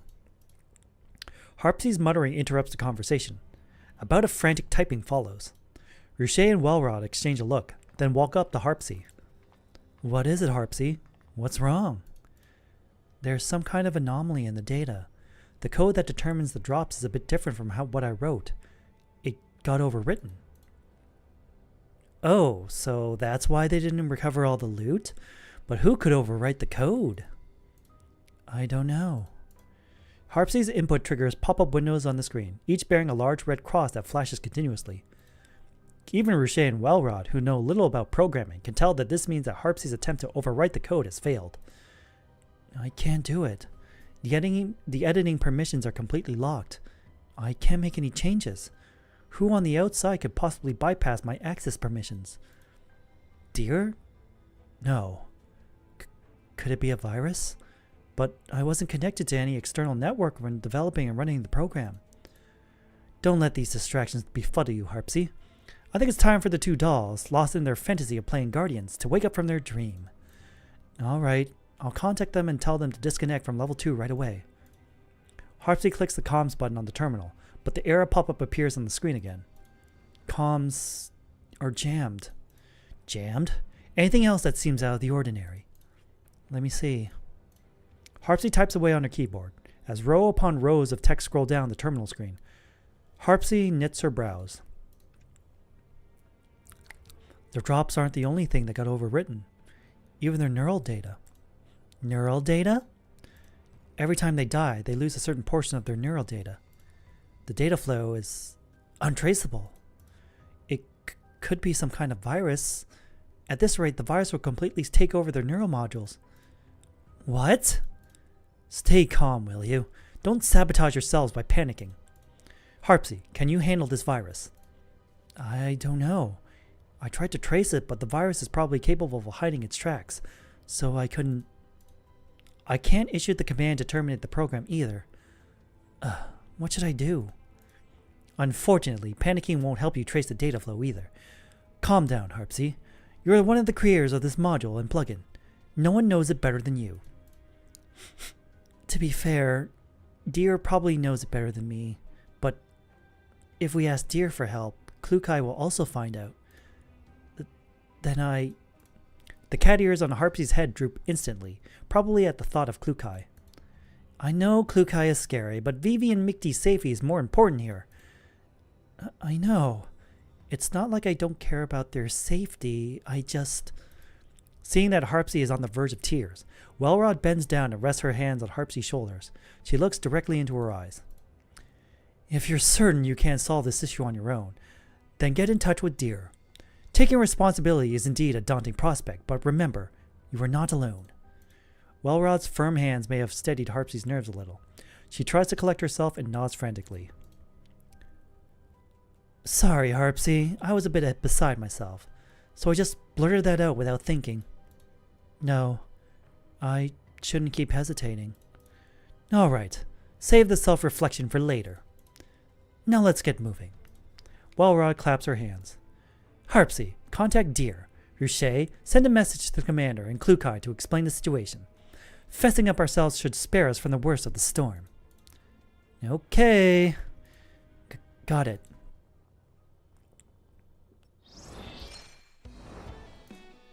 The sands of memory. There are memories to hold on tightly to, but they pass through one's hands without one realizing it.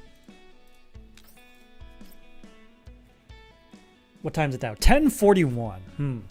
Can we finish the story before midnight?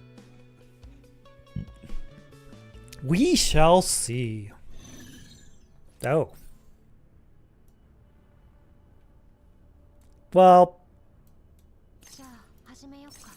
just burn everything. Burn, baby, burn. Just go and burn, oh, burn, baby, burn.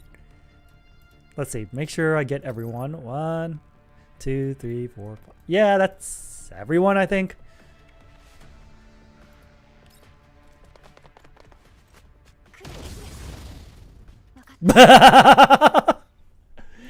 Mikti takes in the defeated enemies all around her, expresses her heartfelt admiration.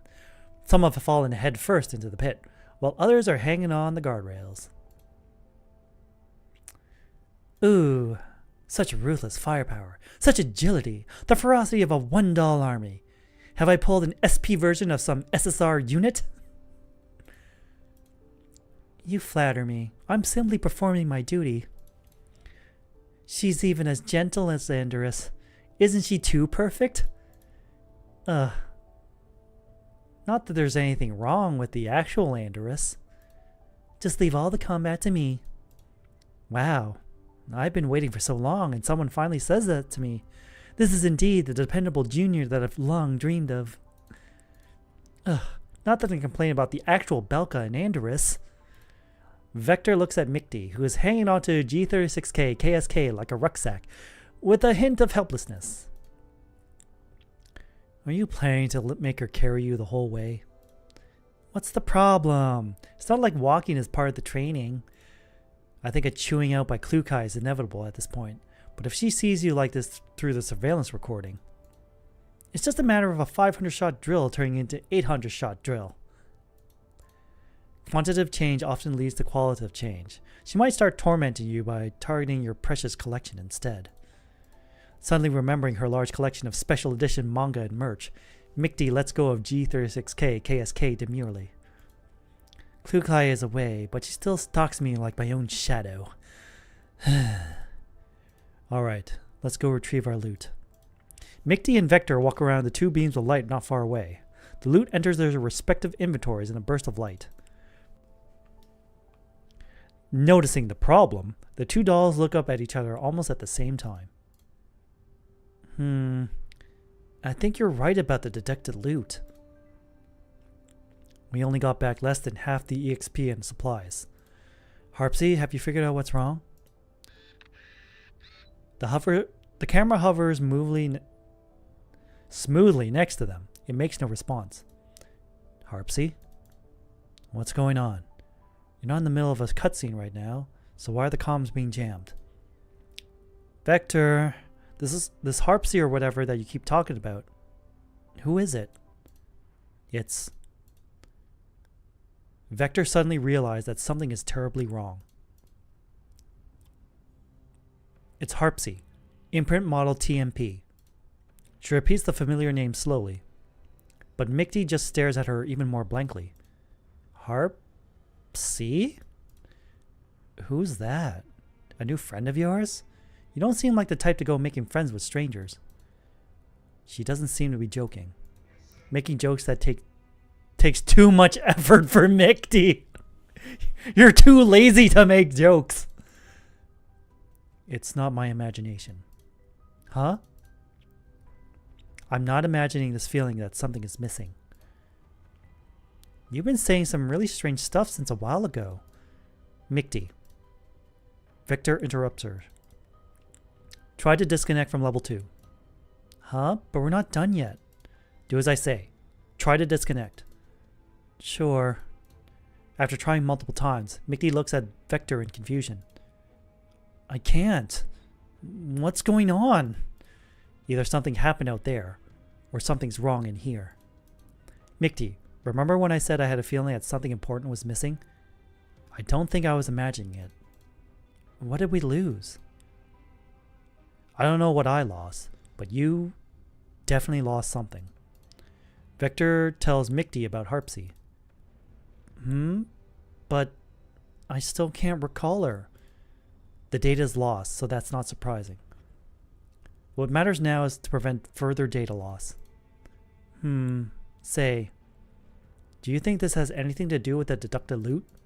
Like every time we die, we can recover fewer and fewer things, and as a result, we lose our own neural data, or something like that? There's no evidence that the two phenomena are related, but it is very likely. Jeez, what kind of horrific bug is this? I don't know, but from now on, we can't treat this as a game where we have infinite lives. The more we die, the more we lose. What? Maybe we should just stay here and wait where we are and wait for the rescue. That does make sense. It certainly will reduce our chances of getting hurt. But then we'll also be putting all the pressure on Harpsy and the others to solve the problem. Can't be helped. Our comms are jammed and we don't even know what's going on out there. Are we really just gonna wait here, sit here and wait for our doom? Then what ideas do you've got? Turning into Superman? Vector lapses into deep thought. After a while, she tears her eyes away from the weeds growing out of the cracks in the concrete on the roadside. I'm thinking to end the game, other than breaking the connection by force from outside. Maybe beating the game in here is also a solution. But wouldn't that get really increasingly risky under these circumstances? I still think it's better to find somewhere safe and hunker down. We have G36K KSK with us. If this were still your regular training, I'd have a problem with her presence as she is basically helping you cheat. However, she can relieve some of the combat pressure for us in these desperate times.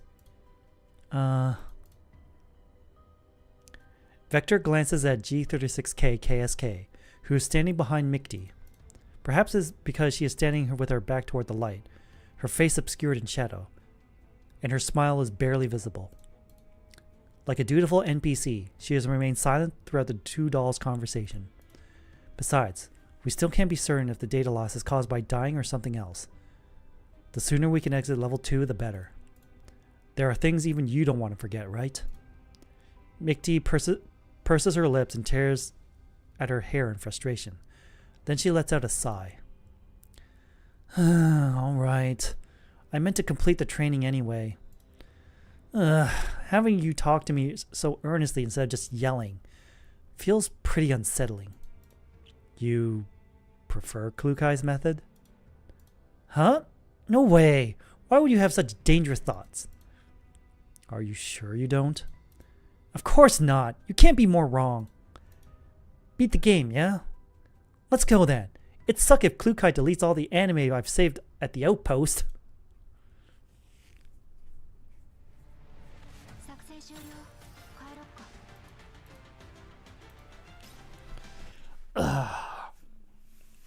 I think I can try like the boss challenge again. Now they have like more AoE characters. Vector is definitely going to help the burn team. Alright. I think I need more AoE units. If we don't take care of those like extra units that keep spawning every turn, we will get overrun. The satellite city streets in their memory were at least somewhat orderly, but here, large chunks of broken crystal pipes are scattered everywhere. Uprooted sidewalk slabs reveal barren yellow sand underneath, and as they walk along, the view looks no different from the yellow zones.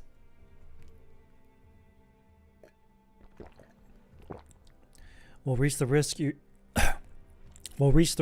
institute once we cross into this district. Ultraman! Wow, it looks as if Ultraman and some monster had a brawl here. 10 out of 10. Ultraman mentioned, 10 out of 10. We're quite close to the ground zero of the arterial crystal pipe explosion, and the high concentration of collapsed radiation affected many invaders and elids, so this place practically got razed to the ground. In other words, there could be a lot of enemies lurking about. We can't afford to be careless. That's true. We can deal with anything unexpected better if we proceed in an inverted triangle formation. I can take the rear. No, you lead the way in front.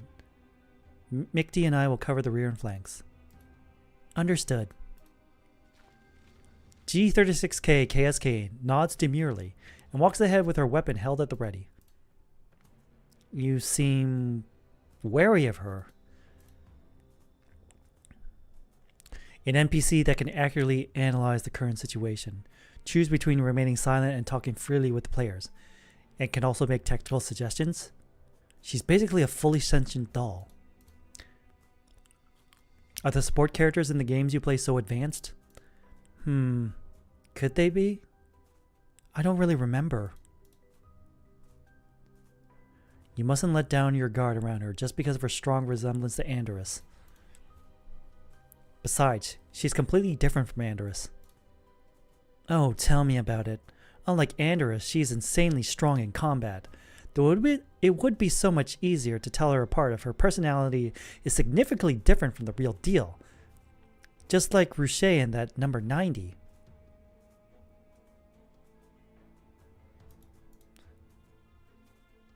I've been meaning to ask, is this Ruche my teammate? Mickey's eyes, which she can barely keep open most of the time, widen in shock. Ruche, you don't remember? Not only is she your teammate, she's also your best friend. Best friend. Corkscrew twin tails, always twittering by your side. What else? I don't really know the story between you two. Vector racks her neural cloud, but she can't find any trace of the name. In her incomplete neural logs, someone runs over with a recruitment brief full of red crosses. The same person calls out her through the thick glass while she is soaked in corrosive liquid. But the first person's face is utterly blank. Vector freezes in bewilderment. I only found some broken memory fragments. Mickey glances uneasily at the camera that has been following him in silence, then awkwardly tries to comfort Vector. It's gonna be fine. Once we get out of here, we can reload our neural backups. Boom! A building ahead of them collapses all of a sudden, emitting a deafening noise. A long-haired girl emerges from the swirling dust. She stumbles in this direction, followed by invaders that are chasing her relentlessly. Help! Multiple enemy targets spotted ahead at 1 o'clock. Exact number unknown. They are moving towards us at high speed. Engage in 8 seconds. Hold on, that's... Worry about that later. Prepare for battle. Uh-oh. Do we gotta protect an NPC, or... Doesn't look like it.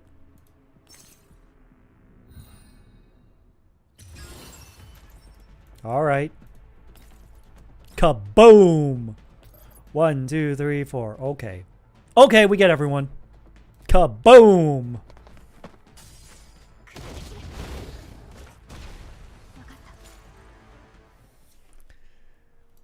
It's all right now. There are no more invaders. G36KSK gives the cowering girl a gentle squeeze on the shoulder. The girl, obviously very shaken, is still trembling all over. Above her name... It's Klukai! Above her head is a name tag that reads 416. Vector, I'm not reading this wrong, am I? Her name is indeed 416, not you're dreaming or you've gone blind. Right? You're reading it right. 416 cranes her neck and starts bawling. Fat tears roll down from her eyes. Her usually cold and haughty face now looks almost pitiful. I know it's not the real deal, but it sure is impactful. I didn't expect we'd run into another new NPC so close to the research institute. The two dolls walk up to 416, who suddenly jumps to her feet and grabs Mikti. Whoa! I almost forgot. My sister! Please save my sister! I beg you! What? Sister? Ow, ow, ow, ow, ow. My arm's gonna fall off. Over here. Follow me. 416 lets go of Mikti and runs back into the direction she has come from. Sheesh. Her personality is different, alright, but she's still got the same monstrous strength. Hurry. We're going after her. It is surprising that there are still such well-preserved houses in the city. There's even a sofa! Mikti, immediately drawn to the sofa near the entrance like a nail to a magnet, collapses into it. G36KSK follows them into the house and stands quietly in the corner. So soft, so comfy. It doesn't quite compare to my beanbag sofa, but it gives the couch in the lounge a run for its money. Come, Vector, savor this hard-earned moment of tender coziness. No thanks. Get up. We have stuff to do. If you mean the cutscene, you handle it. I'm very sleepy. Let me... She can go to sleep even on level 2. Vector shakes her head in mild disbelief and walks up to 416, who is now by a bed in the room. She has to admit that the calm and quiet atmosphere is quite relaxing. She decides not to bother waking Mikti. One-chan, are you okay? Don't scare me. As Vector approaches the bed, 416 unfreezes and starts crying piteously while holding the hand of the person lying on the bed, who happens to be... Belka? The one lying on the bed with her eyes closed and the face pale is none other than Belka, but the name tag above her head reads GRG28. Hearing 416's voice, she musters the strength and opens her eyes just a crack. One-chan, you're badly injured. I tried to find you some medicine in the research institute, but I ran into invaders. These people saved me. You. Don't talk, One-chan. Excuse me. Do you have any medicine with you? The watery green eyes turn to Vector, and she suddenly understands how Mikti feels. Impactful indeed. Under 416's imploring gaze, Vector taps her watch and gives her a healing potion. Thank goodness. One-chan, they have medicine. I'll give you some right away. She tries to prop GRG28 up from the bed, but she may have aggravated her wounds as GR28 starts coughing violently. One-chan, are you alright? So noisy. What's going on? Mikti sits up on the sofa and rubs her eyes. She looks over at the bed. That's Belka? She rubs her eyes again. Klukai is holding Belka in her arms? They're both NPCs. I know, but Klukai is bawling while clinging to Belka. No way. I don't care if it's real or not. I've got to capture this absolute masterpiece. Where's my terminal? Mikti passes herself down frantically, but then she remembers she's on level 2. So she taps her watch. Ooh, there's a screen cap and recording feature. 416 dresses GRG28's wounds lightly. GRG28 finally directs her attention to Vector. You have my gratitude. May I know who you are? A. We are guardians. Vector reads out the only options he's given. We are guardians. Guardians, you say. One-chan, don't get so worked up. I'm fine. It's okay. Allow me to introduce myself. 416 and I are both researchers at the National Research Institute No. 3 Laboratory. I was in charge of the project to convert collapsed crystals into crystal energy. You could say we're the ones responsible for the crystal pipe explosion. One-chan, I've always known that crystal energy is not completely clean. Moreover, the safety of the crystal pipes is also very unstable, but we yielded to the authorities. Not only did we not put a stop to the experiment on crystal energy, we even pushed it little by little to the point of no return. Vector recalls TMP, whom they had met earlier, and draws the mental connection. Fortunately, we have a remedy. 416 used our own funds to develop a substance that can completely purify collapsed particles. The purification solution. Purification solution.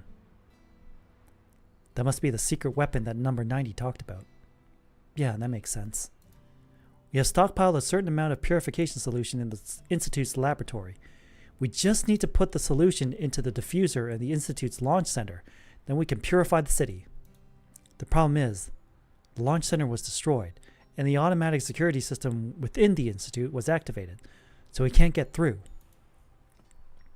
However, the Ruina Crystallis Air Base is on the northeast corner of the city. There's a helicopter there with a diffusion device installed on its tail. If you load it with the solution and fly around the city, you can also complete the purification. Zone map Ruina Crystallis Air Base obtained. This is it. Mighty, this is how we clear the game. A gunshot erupts from behind, like a slow motion scene in a movie. Vector watches as a bullet burrows out of her chest, passes through GR-28's forehead, and leaves a black crater on the wall. The shot NPC seems utterly unfazed. She continues to rattle off the pre-written script with great emotion. With great emotion despite the bullet hole in her head and the continuous gunfire. But Vector can no longer hear what she's saying. She turns around with great difficulty, only to see a smiling G36K KSK with her gun raised, and Mighty, who has flattened herself on the sofa in terror. Mighty, run. Vector. Orbs of faint light appear where Vector has fallen. Mighty knows that they are Vector's dropped items. What's the outside world like? Show me more. Oh no, Anders has gone yonder. G36K KSK stretches out her hand, and the lights fly into her palm like birds returning to her nest. The figure immersed in light begins to transform little by little. Anders' illuminated face is as calm and serene as ever, but the color of the hair by her ears starts fading. Her body also droops like melted wax, and then it almost looks as if a pair of invisible hands are gently lifting her up and resculpting her. After the light has faded, she appears before Mighty like a patchwork portrait, with all the colors and characteristics of the different 404 members. Not enough. Not enough at all. G36K. No. Who exactly are you? I don't like this name. It sounds like a tool. I want my own name. A new name. To mark a new life. Isn't that right? Who the hell are you? That's right. Your name is Mighty. Mighty. It means dream. An eerie smile creeps across the uncanny patchwork face. I was born out of your memories, your dreams. You could call me Koshmar. Uh-oh.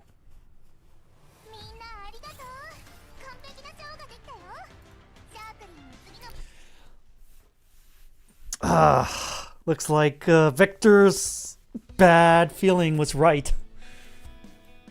Alright, I think we'll be able to finish this in one go. Remotely controlling the terminal in the training room, Deer checks the code of the module and plug in row by row. Harpsy also nervously keeps her eyes glued to the terminal screen, not daring to relax at all. Meanwhile, Ruche and Wellrout are keeping a close eye on the situation on level 2 at the surveillance monitor. What should we do? Vivi. Vivi doesn't remember me anymore. The data loss is only temporary. Once she's out of there and re-downloads her neural backup, she'll be the same old Vector. I know, but it still hurts that Vivi is treating me like a total stranger. Tears are a sign of your incompetence. If you keep crying, you'll only put more pressure on Harpsy and Deer. I'm sorry. At last, movement can be heard from the terminal nearby. There's no virus at all. How can that be? The problem is the highly intelligent creative AI that you implanted. Its deep learning ability allows it to continuously read Doll's neural data and continuously improve its own framework autonomously. It has now concluded its first cycle of self-completion. Compare its current base code with what it was originally written. Isn't it much more complex? It does seem to be the case. That's why you couldn't find this so-called virus. Frickin' hell. This creative AI is artificial intelligence. Dolls are also artificial intelligence. You put two AIs in a single vessel. Are you trying to teach them what survival of the fittest means? It didn't occur to me. Never mind. According to my speculation, the goal of this AI is probably to seize their neural clouds and take control of their frames. If this continues, I'm afraid it'll backhack the main control system sooner than later. When that happens, not only will their data be at risk, but so will yours. So it's just a pathetic usurper. Now that we know what we're dealing with, we just have to launch an EW attack to wrestle control back from her, and Bob's your uncle. It's not that simple. This AI has already merged with MICD and Vector's neural cloud to a certain extent by seizing their neural data. Even if we manage to wrestle the control back from her, remnants of the AI's data will still stick around in their neural clouds. If we don't do a thorough job of getting rid of the AI, they'll basically be walking time bombs. Is there no other way? Deer ponders in silence for a long while on the screen. There is a way, but it's incredibly risky. I can't make the decision alone. The door slides open with a whoosh, followed by a set of angry footsteps. I follow Klukai into the room, eyeing the floorboards that she had just stomped over with concern. Klukai, Commander, what are you? We were gone just a few hours and you've already created a gigantic mess for us to come back to. Her eyes sweep fiercely over everyone present before settling on Deer on the screen. Solution. Stop wasting time. All right. Here's the solution. Meanwhile, on level 2.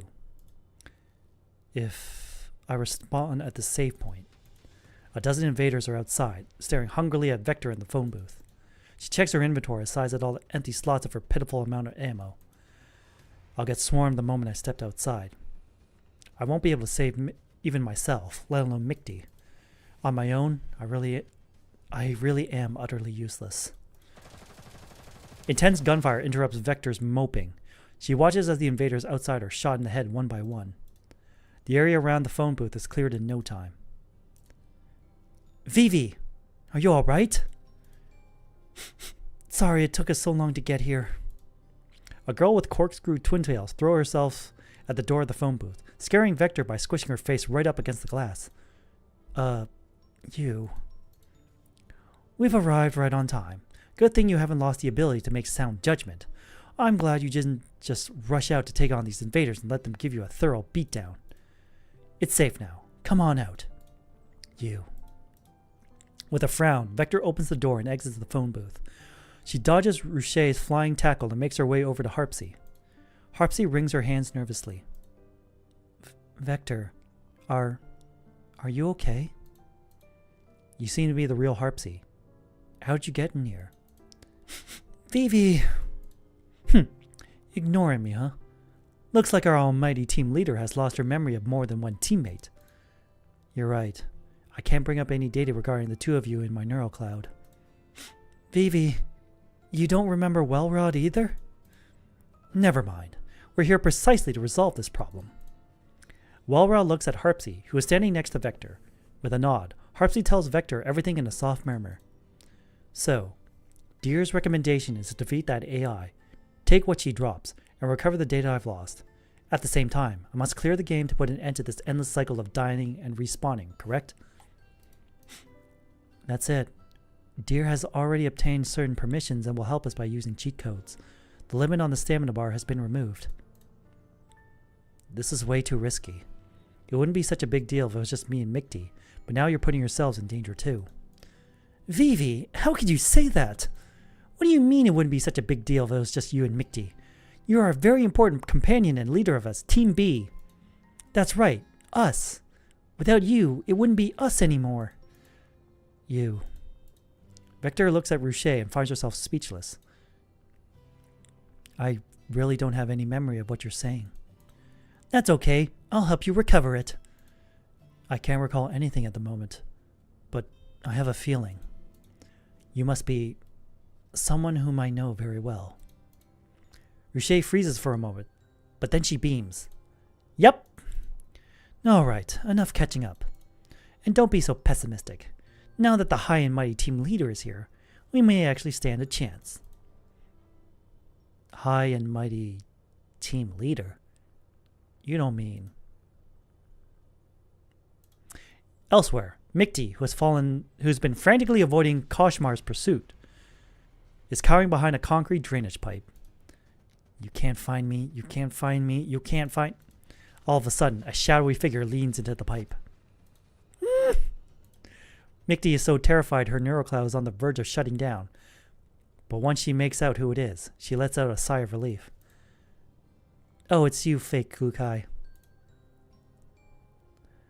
This fake Klukai is looking at her with wide, pitiful eyes. Unimpressed, Mikti shrinks back and waves her hand at her, as if she were shooing away a puppy. Go away, you OOC weirdo. You're gonna make me get caught by that Frankenstein. Ugh, if only Tyrant Klukai were here, she would kill the Frankenstein easy peasy. Hey, why are you pulling me? I'm not going out there. Follow me. I know a safer place. A monstrously strong hand grabs Mikti and pulls her out of the pipe.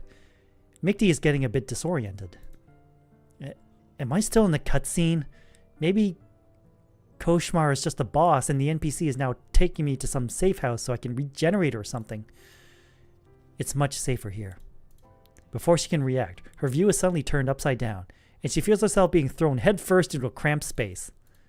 Ow, that hurts! What? What do you think? Don't you feel right home in this trash can? Fake Klukai lifts her chin. The face that looked so pitiful just a second ago is now full of disdain. Hold on. That tone. Since the OOC NPC is now also getting OOC, she's actually resembling the original character more? This is getting a bit confusing. Mikti! It's the real deal! Klukai! Stay away from me. You're filthy. With a look of disgust, Klukai shoves a hand into Mikti's face to stop her incoming embrace. Level 2 is all simulated anyway. The filth isn't real. You're sullying my visual module. Such familiar and comforting mockery. Whatever you say. Now that I think about it, why are you here? What about the commission? The client canceled the mission on short notice, so I came back. What else was I supposed to do? Visit the Yellow Zone with the commander and enjoy the collapse storm? I just didn't expect to receive such a huge surprise on my way back. Klukai sneers coldly. Mikti gulps despite having no saliva. Let me explain. I just wanted to explore a new way of training. I will give you plenty of time to explain, but not now. Her tone implies that this is far from over. We take care of that distasteful Frankenstein first. I won't let that chimera of an AI make your already dumb neurocloud even dumber and give you an excuse for your future dumb shenanigans.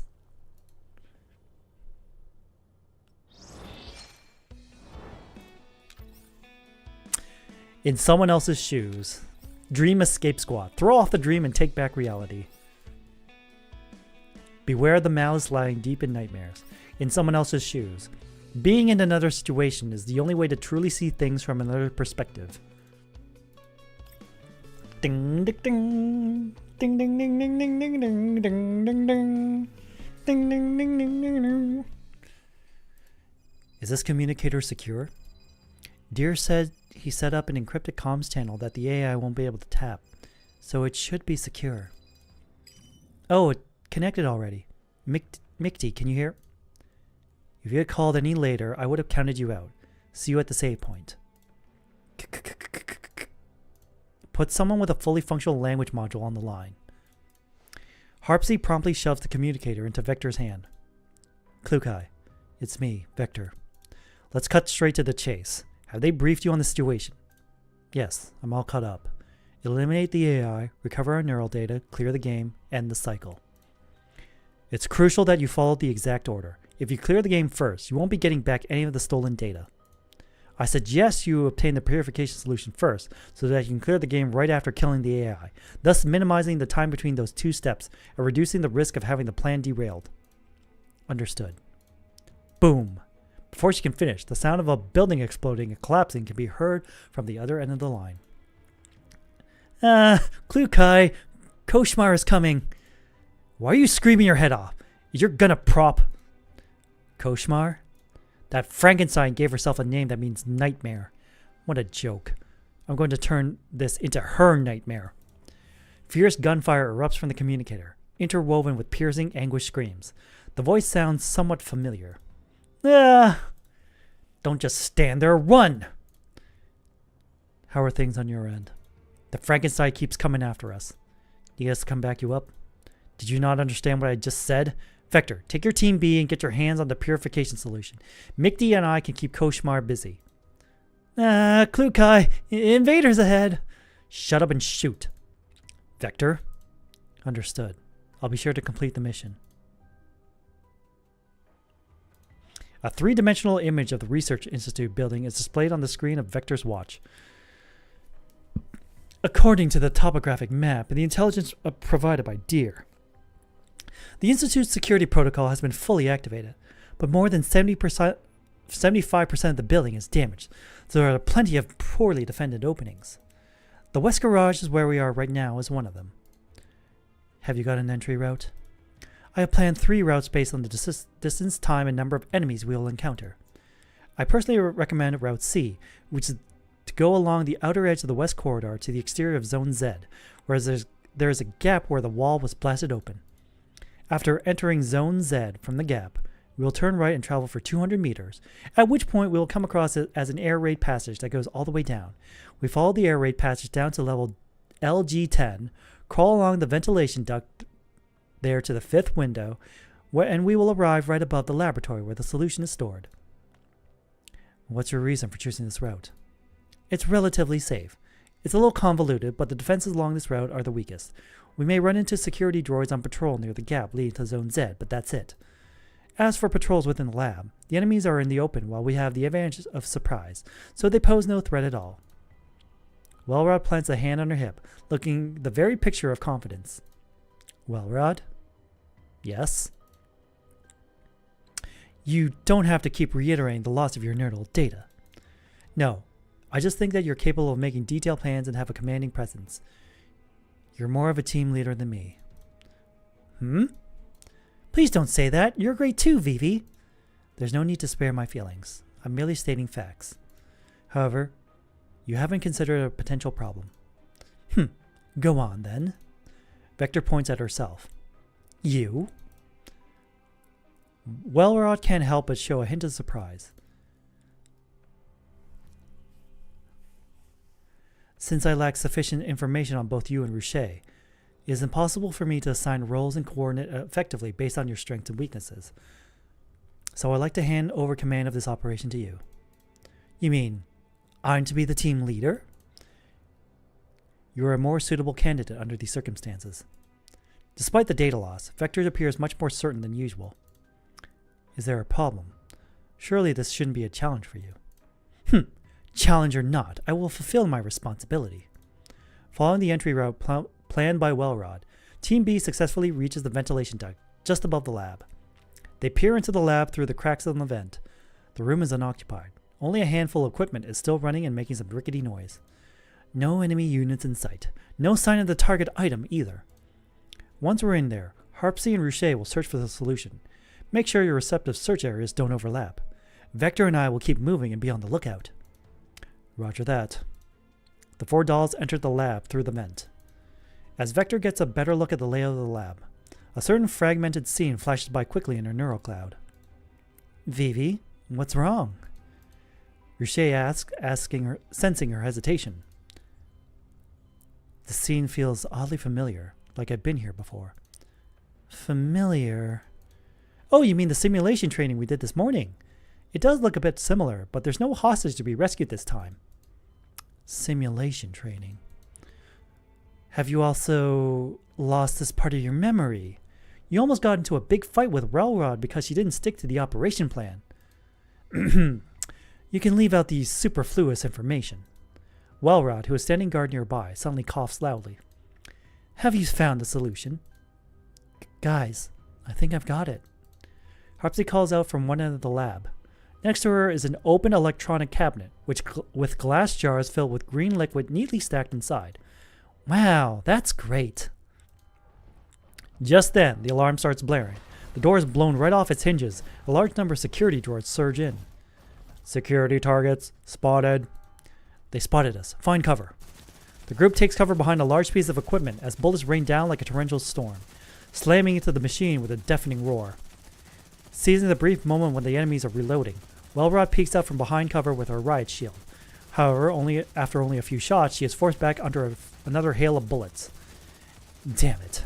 The enemy units in the game can actually share information with each other. The approaching enemies give her no time to finish her sentence. Other than Harpsy, who is protecting the solution, the other 3 dolls desperately fight to keep the enemies contained within the barricade.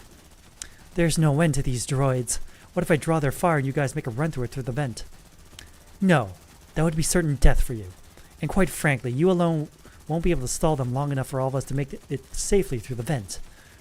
Then think of another way. We can't do this all day. Our only choice is to clear a path with grenades and charge to the main entrance. The weight on Wellrod's hand is suddenly gone. When she looks up, Vector has already grabbed her riot shield and charged out of cover. What are you doing, Vector? The enemies instantly shift their aim and unleash a relentless barrage towards Vector. Make for the vent. Ruche, Harpsy, get the solution safely out of here. If you don't see us after more than 10 minutes, get into the airbase on your own. Wellrod grabs a discarded metal plate from the ground and holds it up in front of her. What about you? It's just a game. Dying once is no big deal. Then she sprints towards Vector without a second thought. Why did you act without permission? I'm the team leader here. Boom. A thunderous explosion drowns out all the other sounds. Several culture tanks in the lab shatter on impact, sending torrents of incubation fluid surging out, knocking over every security droid. Wellrod loses her footing and nearly falls, but Vector, who anticipated this, catches her firmly. Go. From the corner of her eye, Wellrod spots Ruche and Harpsy already crawling into the vent duct. Without hesitation, Vector grabs Wellrod's hand and pulls her towards the exit of the lab. So you actually had a plan. Sorry. I know it's risky, but it was an opportunity that I had to seize. No, I should be the one to apologize. You understand what I mean when you have your neural data back. More sporadic gunshots can be heard from behind them. Looks like your culture fluid cannons didn't get rid of all the vermin. Don't worry, we're almost there.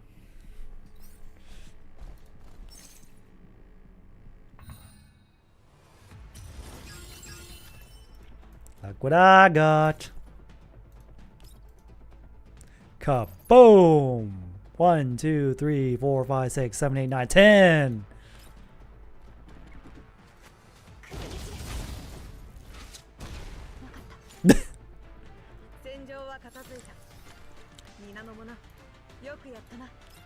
In someone else's shoes.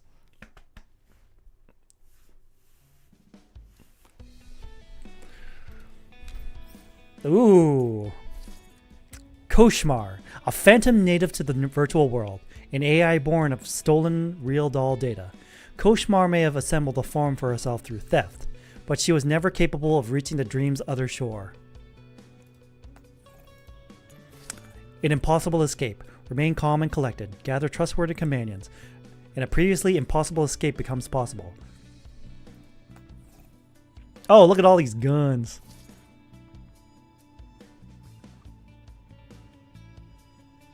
Koshmar is finally lonely, no longer in her dream. Imaginary friend Klukai. Imaginary friend Belka. Imaginary friend Ruche. Imaginary friend Vector. Imaginary friend Mikti. Imaginary friend Andorus. Imaginary friend Wellrod. Imaginary friend Harpsy. And a diner gate.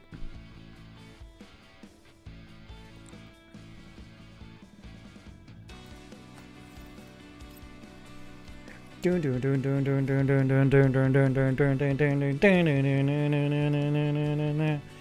I love the guitar in this soundtrack.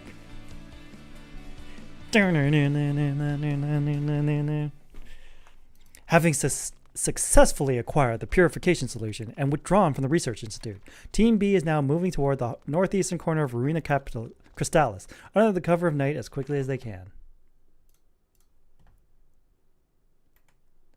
Wait a minute.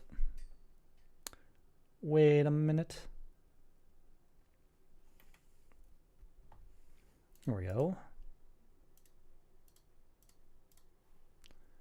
All right.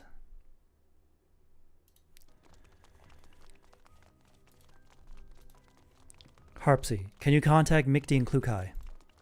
The comms channel is still online, but nobody is answering. Keep the line open. Okay. Harpsy sends another comms request. Unlike before, when her requests were met with nothing but a long, tedious tile dome. The call is answered almost instantly. This is Harpsy. We've secured the purification solution and are heading toward the Arena Crystallis airbase. Purification solution. Since the signal is unstable, the speaker's face isn't shown on screen. But the voice belongs to neither Klukai nor Mikti. I see. I see. Huh? Wait for me. I'll be right there. The call is terminated. Harpsy looks over at Vector in alarm. That was neither Klukai nor Mikti. It could only be Koshmar. Then Mikti and Klukai must be in big trouble. It's pretty obvious from the call that Koshmar is on her way to do us in. Even Klukai couldn't beat her, so what chance do we... Calm down. Worst case, she defeated Klukai and Mikti. But as long as we haven't cleared the game, the respawn cycle won't end. Once they respawn, they'll come back to us up. They'll come to back us up, so don't worry too much about them. There were just the two of them, so they couldn't even utilize basic team formation. Their defeat was hardly unexpected. Now that we're all here, as long as we stay on our toes, defeating Koshmar isn't entirely impossible. That's right. Besides, that's just the worst case scenario. What if things went down better than what we're assuming? Has the amnesia actually cured your paranoia? Say, maybe you should just stay like this. Vector shakes her head. Whether it does me any good or not, I need to recover all my memories of you. I don't want to misplace any of it. I was just joking. Don't take it so seriously. Why is there such an enviable sense of rapport between the two of you now? What happened between you two? Nothing. Put a lid on your pointless curiosity. Look, Vivi. Is that the helicopter that GRG-28 mentioned? A battered military helicopter sits on a small tarmac. A rectangular device is hanging from its tail. And that should be it. Inspect the engine first. Make sure it's fit to fly. Okay. Ruche climbs into the cockpit to inspect it. After a quick check, she hops back down. The engine is in good condition, and there's plenty of fuel. The helicopter even has an autopilot function. The two manage to dodge the attack in time. The helicopter is now riddled with bullet holes in an instant. Oh my, did I miss? The girl hovering midair lowers the gun in her hands, but the 7 guns floating around her remain trained on Vector and Ruche. How could she control so many guns all at once? Hang on, is she wielding my PP-90? She said PP. Next time, I'll take better aim, okay? Give me all your data, please. That way, I'll be complete. Her voice is undoubtedly that of a young girl, yet is light and airy, with an upward lilt tinged with mockery.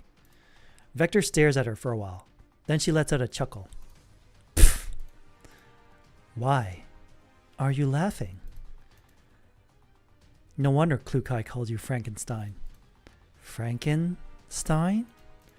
Your appearance, weapons, everything about you stems from Mickey and my neural data on the 8 of us. Vector shows no fear of her weapons. She paces before Koshmar with deliberate ease. Still hovering midair, Koshmar follows Vector's movement and turns her body slowly. Even if you read all of our neural data and sees our frames, you will never be perceived as a complete doll, or a new Koshmar. You're just an amalgamation of patchwork parts. You don't even actually exist, let alone have the ability to be complete. I don't exist? I will never be complete? That's right. You don't exist.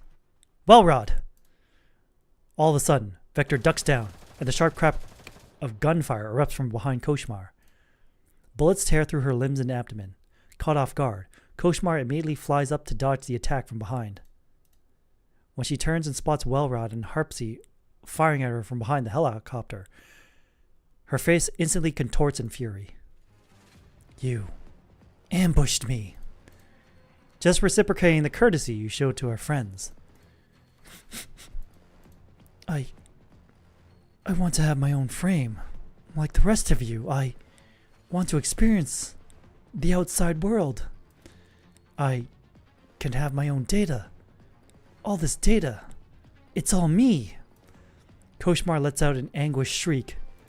The floating guns around her start spinning and firing wildly in all directions. Spread out! Amidst the chaos, a stray bullet strikes the purification solution that had been strapped to Harpsy's arm, setting the glass container tumbling. The fluorescent green liquid instantly catches Koshmar's attention. The purification solution! She halts her reckless barrage and aims her gun at the container. Oh no. Vector lunges to shield the container, but Koshmar has already pulled the trigger, and the bullet shoots straight towards Vector's head. Vivi, look out! The loud noise is followed by a dreadful silence. Vector opens her eyes. The glass container in her arms is intact, and she isn't met with the dreaded "you died" text. Then that gunshot. Holy shit! What kind of ultimate kill stealer are you? You even managed to hit an airborne bullet! Starting from tomorrow, you're adding 200 shots to your dynamic target practice. I was complimenting you! Ow! Hearing the familiar voices coming from behind, Vector turns and sees Klukai landing gracefully after vaulting over the railing, alongside a stumbling Mickey. Vivi, are you alright? Yeah, I'm fine. Vector grips the container tightly, her fingers still trembling. If you're okay, then get up right now. The fight isn't over yet.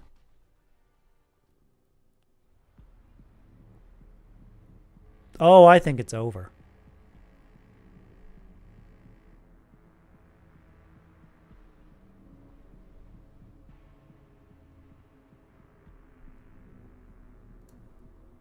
Yeah, I think it's over.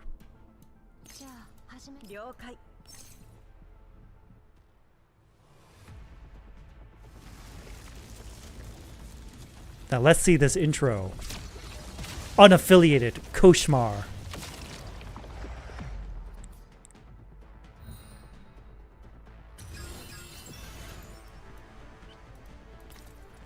Alright, how about just kaboom?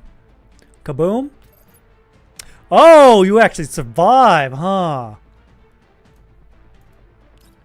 Well, that's interesting.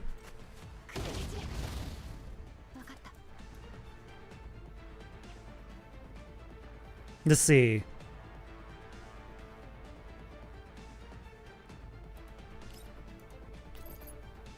All right. Sure.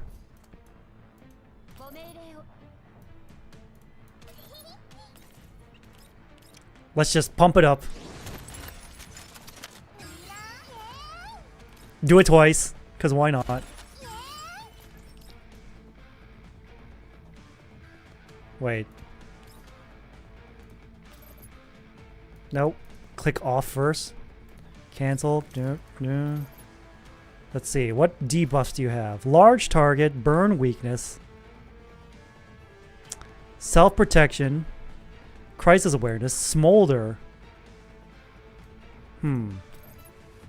Alright. Use this one instead. Wow, that just melts her bar. Holy shit. Yeah, you're dead. Koshmar cannot withstand the combined firepower of the 6 dolls. The floating guns around her are shattered one by one. At last, she can hold out no longer. She plummets from midair, hitting the ground with a brutal thud, then becomes motionless. Klukai steps forward, firing a couple of rounds into her body just to be sure. After confirming no further movement, she signals the others, one by one. They emerge from cover. Is it over? But the helicopter got shot into Swiss cheese, so what do we do now? Well, Rod, Ruche, go check the status of the helicopter. If it's not usable, check the other aircraft. No way this helicopter is the only functional aircraft that's on this entire airbase. There is actually a distinct possibility. Ow! Why did you bonk me on the head? Shut up already. Go with Vector and recover your neural data. Koshmar will be back after she responds. Haven't we destroyed all the nearby save points while we were on our way here? She won't get here that soon. If you think you can escape your punishment in reality, you're being delusional. Any more procrastination will only double the punishment. Mikti pouts and shuffles closer to Koshmar. Strange. Why can't I recover? Whoa! Koshmar, who has been lying motionless on the ground, suddenly lifts her head. Mikti yelps and jumps back in fright. But Koshmar ignores Mikti entirely. Instead, she turns and bolts towards Vector, who's holding the purification solution. Her movements swift and her intent crystal clear. Ruche and Welrod, who have been inspecting the helicopter nearby, are drawn to the commotion by Mikti's startled cry. Klukai and Vector are the first to react. Without hesitation, they draw their guns and open fire on Koshmar. A fresh burst of bullets completely severs Koshmar's already dangling left arm. But she doesn't even flinch. With her still functional right hand, she brushes against a shadowy decorative mark on the side of her right thigh. Electronic currents crackle around her. Then with a flash of white light that illuminates the darkness, the shadow solidifies into a drawn blade.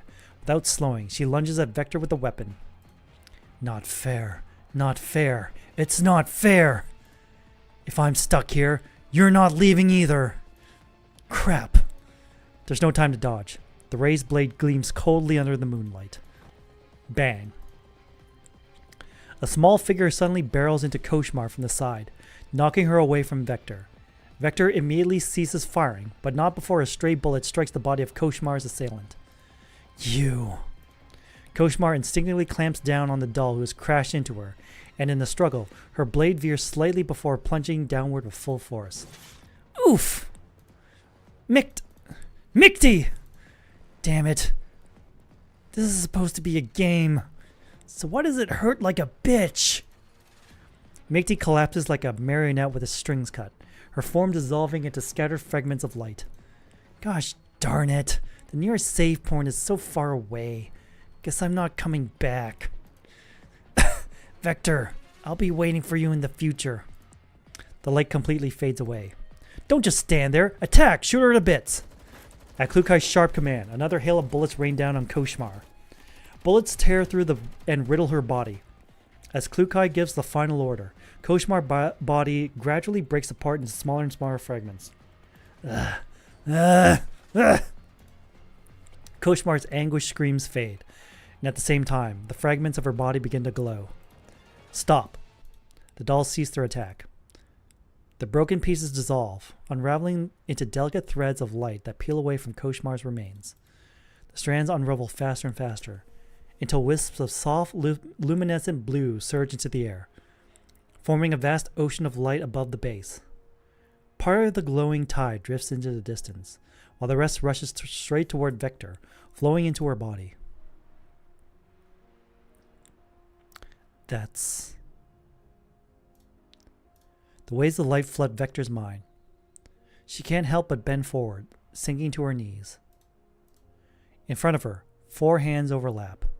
Following the arms upward, she sees familiar features begin to take shape on 2 once blank faces.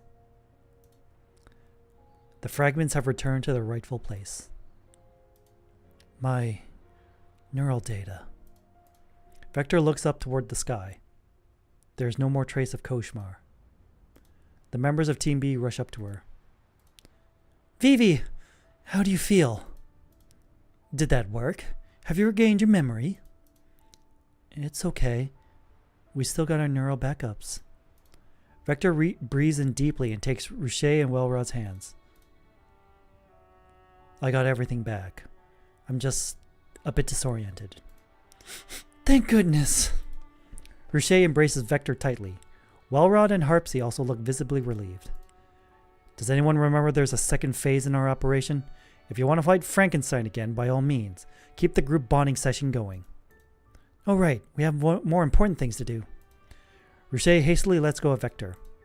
Vivi, I just checked with Welrod. Even though the helicopter got shot full of holes, it's still functional. Even the autopilot still works. The world of video games sure is miraculous. However miraculous it is, I've had enough of it. Vector holds out the glass container that she has been protecting in her arms. In that case, see you in a bit. No residual anomalous data in the neural module. No data conflicts or losses detected. All modules are operating normally. Right. Okay, Harpsy. You can go ahead and destroy that plugin. Make sure you leave no backup, alright? Sure. Now that the crisis has been averted, can I log off? I've got other stuff to attend to. Go then.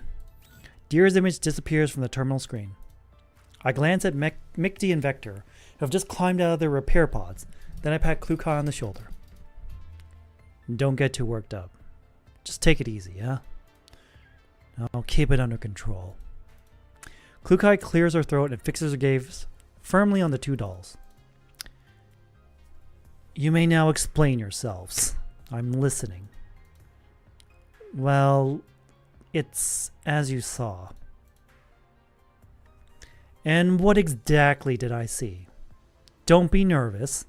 Talk me through it so slowly, so we have all the time in the world. Or would you like a drink to soothe your vocal module? Should I fetch Andorus? Don't be like that. If you want to snap or shout at me, just do it. Otherwise, I'll feel like I'm still in the virtual world. Besides, you know I can't drink coffee. Are you telling me what to do? No, not at all. I wouldn't dare. I just think I prefer the OG version of Klukai. If memory serves, that would be the one you called Tyrant Klukai.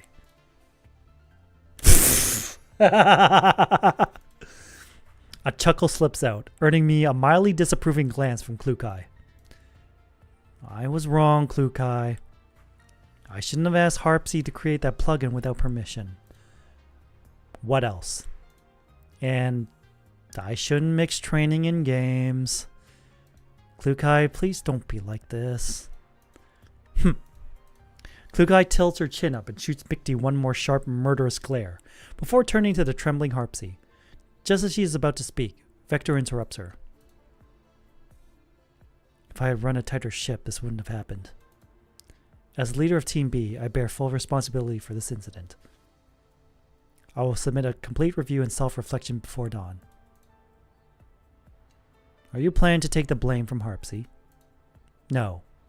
But at the end of the day, this all happened because I failed to discipline my team members properly. This is Team B's management issue. Let me handle it. Klukai gazes at Vector, then glances at the members of Team B hanging their heads behind her. Remember to conclude your proposed solution to the problem in your review. Understood. Mickey, you're coming to the shooting range with me. Shooting range? At this hour? It's so late. I know it's my punishment, but can't we leave it till tomorrow? Klukai reaches into her pocket and pulls out a small switch. It is compact with a round button resting right under her fingertip. Mickey immediately flails her hands in panic. I'll come. I'm coming, all right? Then I'll be going with Mickey. Commander, would you like to join us? I understand the meaningful look that Kukai is giving me. She wants Vector to handle Team B's internal affairs on her own. Vector might find it awkward if we stay. At the same time, my instincts tell me that this is the moment for Vector to reach a consensus with her team. But can she really do it? I look at her, both worried and hopeful. At that moment, the still inexperienced team leader meets my gaze and gives me a firm nod. Sure, I'll come too. What? Even the commander will be supervising me? We'll see if you dare slack off again with 2 pairs of eyes watching you. Let's go. Kukai takes the lead, pulling Mickey out the door. As I walk past Vector, I give her a reassuring pat on the shoulder. She looks at me with silent understanding. The footsteps in the hallway gradually fade into the distance, and the remaining members of Team B let out a collective sigh of relief. I was so scared. I didn't dare speak at all. I'm not surprised, you scaredy cat. Like you were any better. You were also staring at your toes and avoiding Klukai's eyes yourself. I was resting my eyes. I seriously wonder how the members of Team A hang out with Klukai on a daily basis. Thank goodness our Vivi is so much more approachable. Thank you, Vector, for stepping in when Klukai was about to dress me down. I wouldn't know what to say at all. No, I wasn't trying to defend you. Even though I sensed that something wasn't right, I didn't insist on putting a stop to it, and your disregard for rules and protocols is all because I did not set a good example. I must take full responsibility for everything that happened. We didn't disregard. Seeing that Welrod still intends to argue the point, Vector cuts her off firmly. Disregard is exactly what it is. Vector's gaze does not waver this time. She looks Welrod straight in the eye without any of her usual moroseness. Welrod, this is no small matter. Strictly following protocols and abiding by the rules are the foundation of a team's ability to function effectively. But procedures and rules shouldn't be stagnant, even if they need to be adjusted. The changes must be thoroughly tested. Otherwise, they'll end up like a chandelier crashing down in the middle of battle, hindering the team, or worse, hurting someone. Do you understand, Welrod? An awkward silence fills the training room again. Vector lets out a soft sigh. Then again, maybe using what happened on the battlefield as an analogy isn't very appropriate. In combat, you don't always have time to react or test a strategy. Sometimes spontaneous actions can turn the tide of battle more effectively than rigidly sticking to a plan. Now that I've been in your position, I realize that when the moment comes, I should rely on my own judgment as well. I shouldn't have been so quick to attribute your actions to a blind desire to score highly, nor should I have rushed to justify my own idea as the best solution. I'm sorry, Welrod. That was my mistake. The air grows still for a few seconds. As she looks into Vector's apologetic eyes, Welrod slowly speaks. Back at the lab, when you suddenly rushed forward and shattered the culture tanks, it really caught me off guard. Did you ever stop to think of whether your rod shield could withstand the impact? Did you know what was in those tanks? What if you had been knocked over by the liquid too?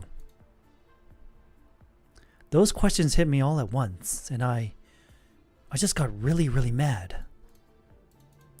And then I thought, maybe this is exactly how you felt when you saw me shoot down the chandelier.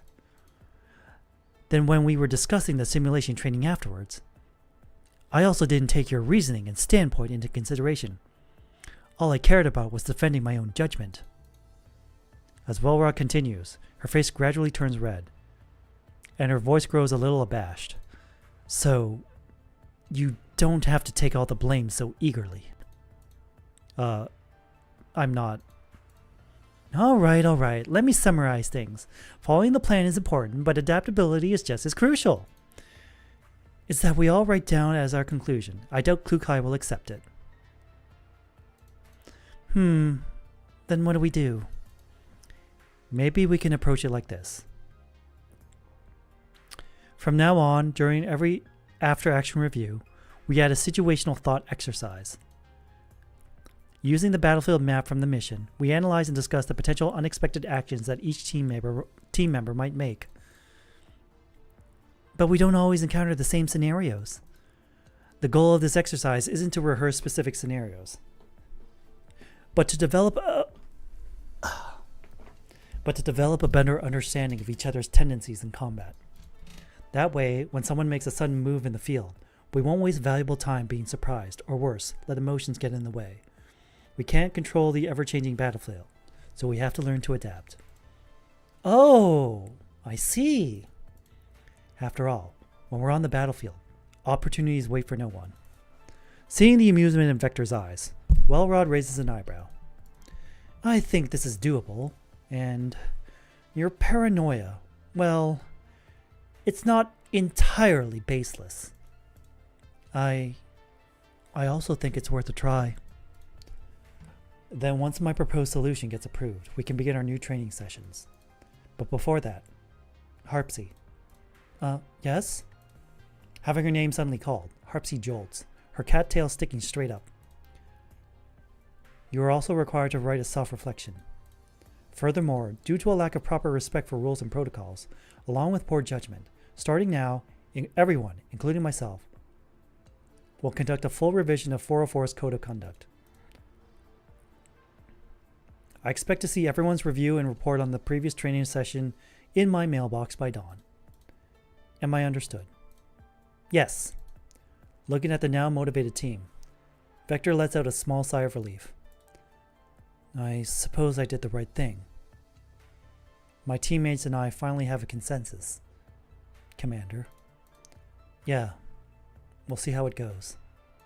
Outside, the night has deepened, but the lights in the Elmo's training room remain bright. Just like every other night, Team B spends hard at work. And yet, tonight feels different. With the mission cut short, Belka returns to her room after signing off, and she flops into the bed with a disappointed sigh. Staring at the photo of Klukai stuck to the ceiling, she puffs out her cheeks in frustration. What's up with that client? I was supposed to have at least 72 hours of uninterrupted time with Big Klukai One-chan. Now that we're back at base, she's run off to hang out with Mikti again. Belka throws a few half-hearted punches at her training sandbag, where a picture of Mikti is taped. Mikti, the biggest obstacle to my bond with One-chan. Beep, beep, beep. There's a notification on her terminal. Huh? Who's sending me a message? At this hour? Oh, this is... In the photos and video clip on her screen, two figures can be seen leaning closely against each other. Not just anyone. It's her and Klukai. Wah. I have no idea what this is, but Big Klukai One-chan looks so cute making that face. Belka presses the replay button again and again, watching the clip over and over, completely absorbed. It takes her a while to even remember to check the sender's name. The sender is Mikti? What does she mean by this? She hesitates briefly in confusion, but the moment her eyes land on the video game, she can't help but giggle. Who cares? Just for today, you can be the witness of the love and friendship between Klukai One-chan and me, Mikti.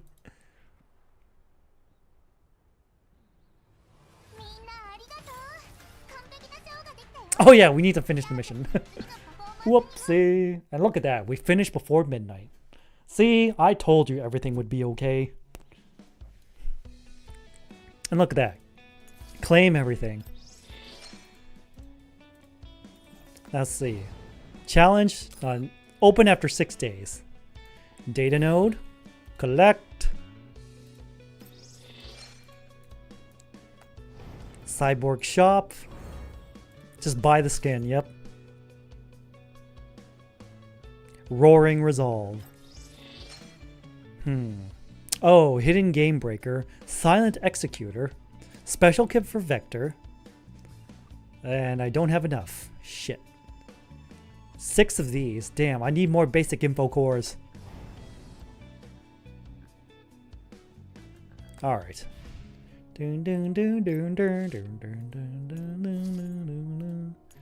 Alright. Now we'll keep Center Rossi here. And definitely we've used Vector in battle. Claim. Mine now. Available for dispatch missions.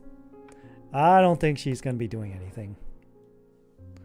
We have our teams. Alright. What else am I missing?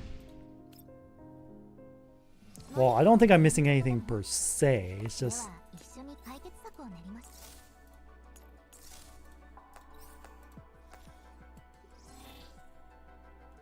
Wait. There was someone whose skin... Yeah.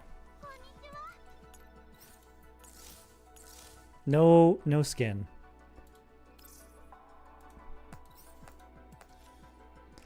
Alright. Do I have enough to get her to 60? Yes. Yes, I do. Weapon! 43. That's it? Damn. Her combat effectiveness is only 69-15. Nice. 69-69. Nice. I almost don't want to do anything with Ksenia. Just to leave it at 69-69. But the highest combat rating is Tololo. Anyway, event. Unspoken feelings.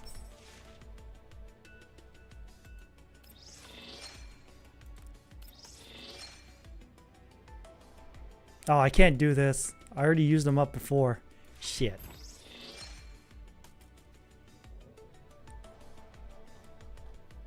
Alright. I hope this doesn't screw me over in the end. Commissions. Journey milestone. Oh, come on. I've defeated much more than that.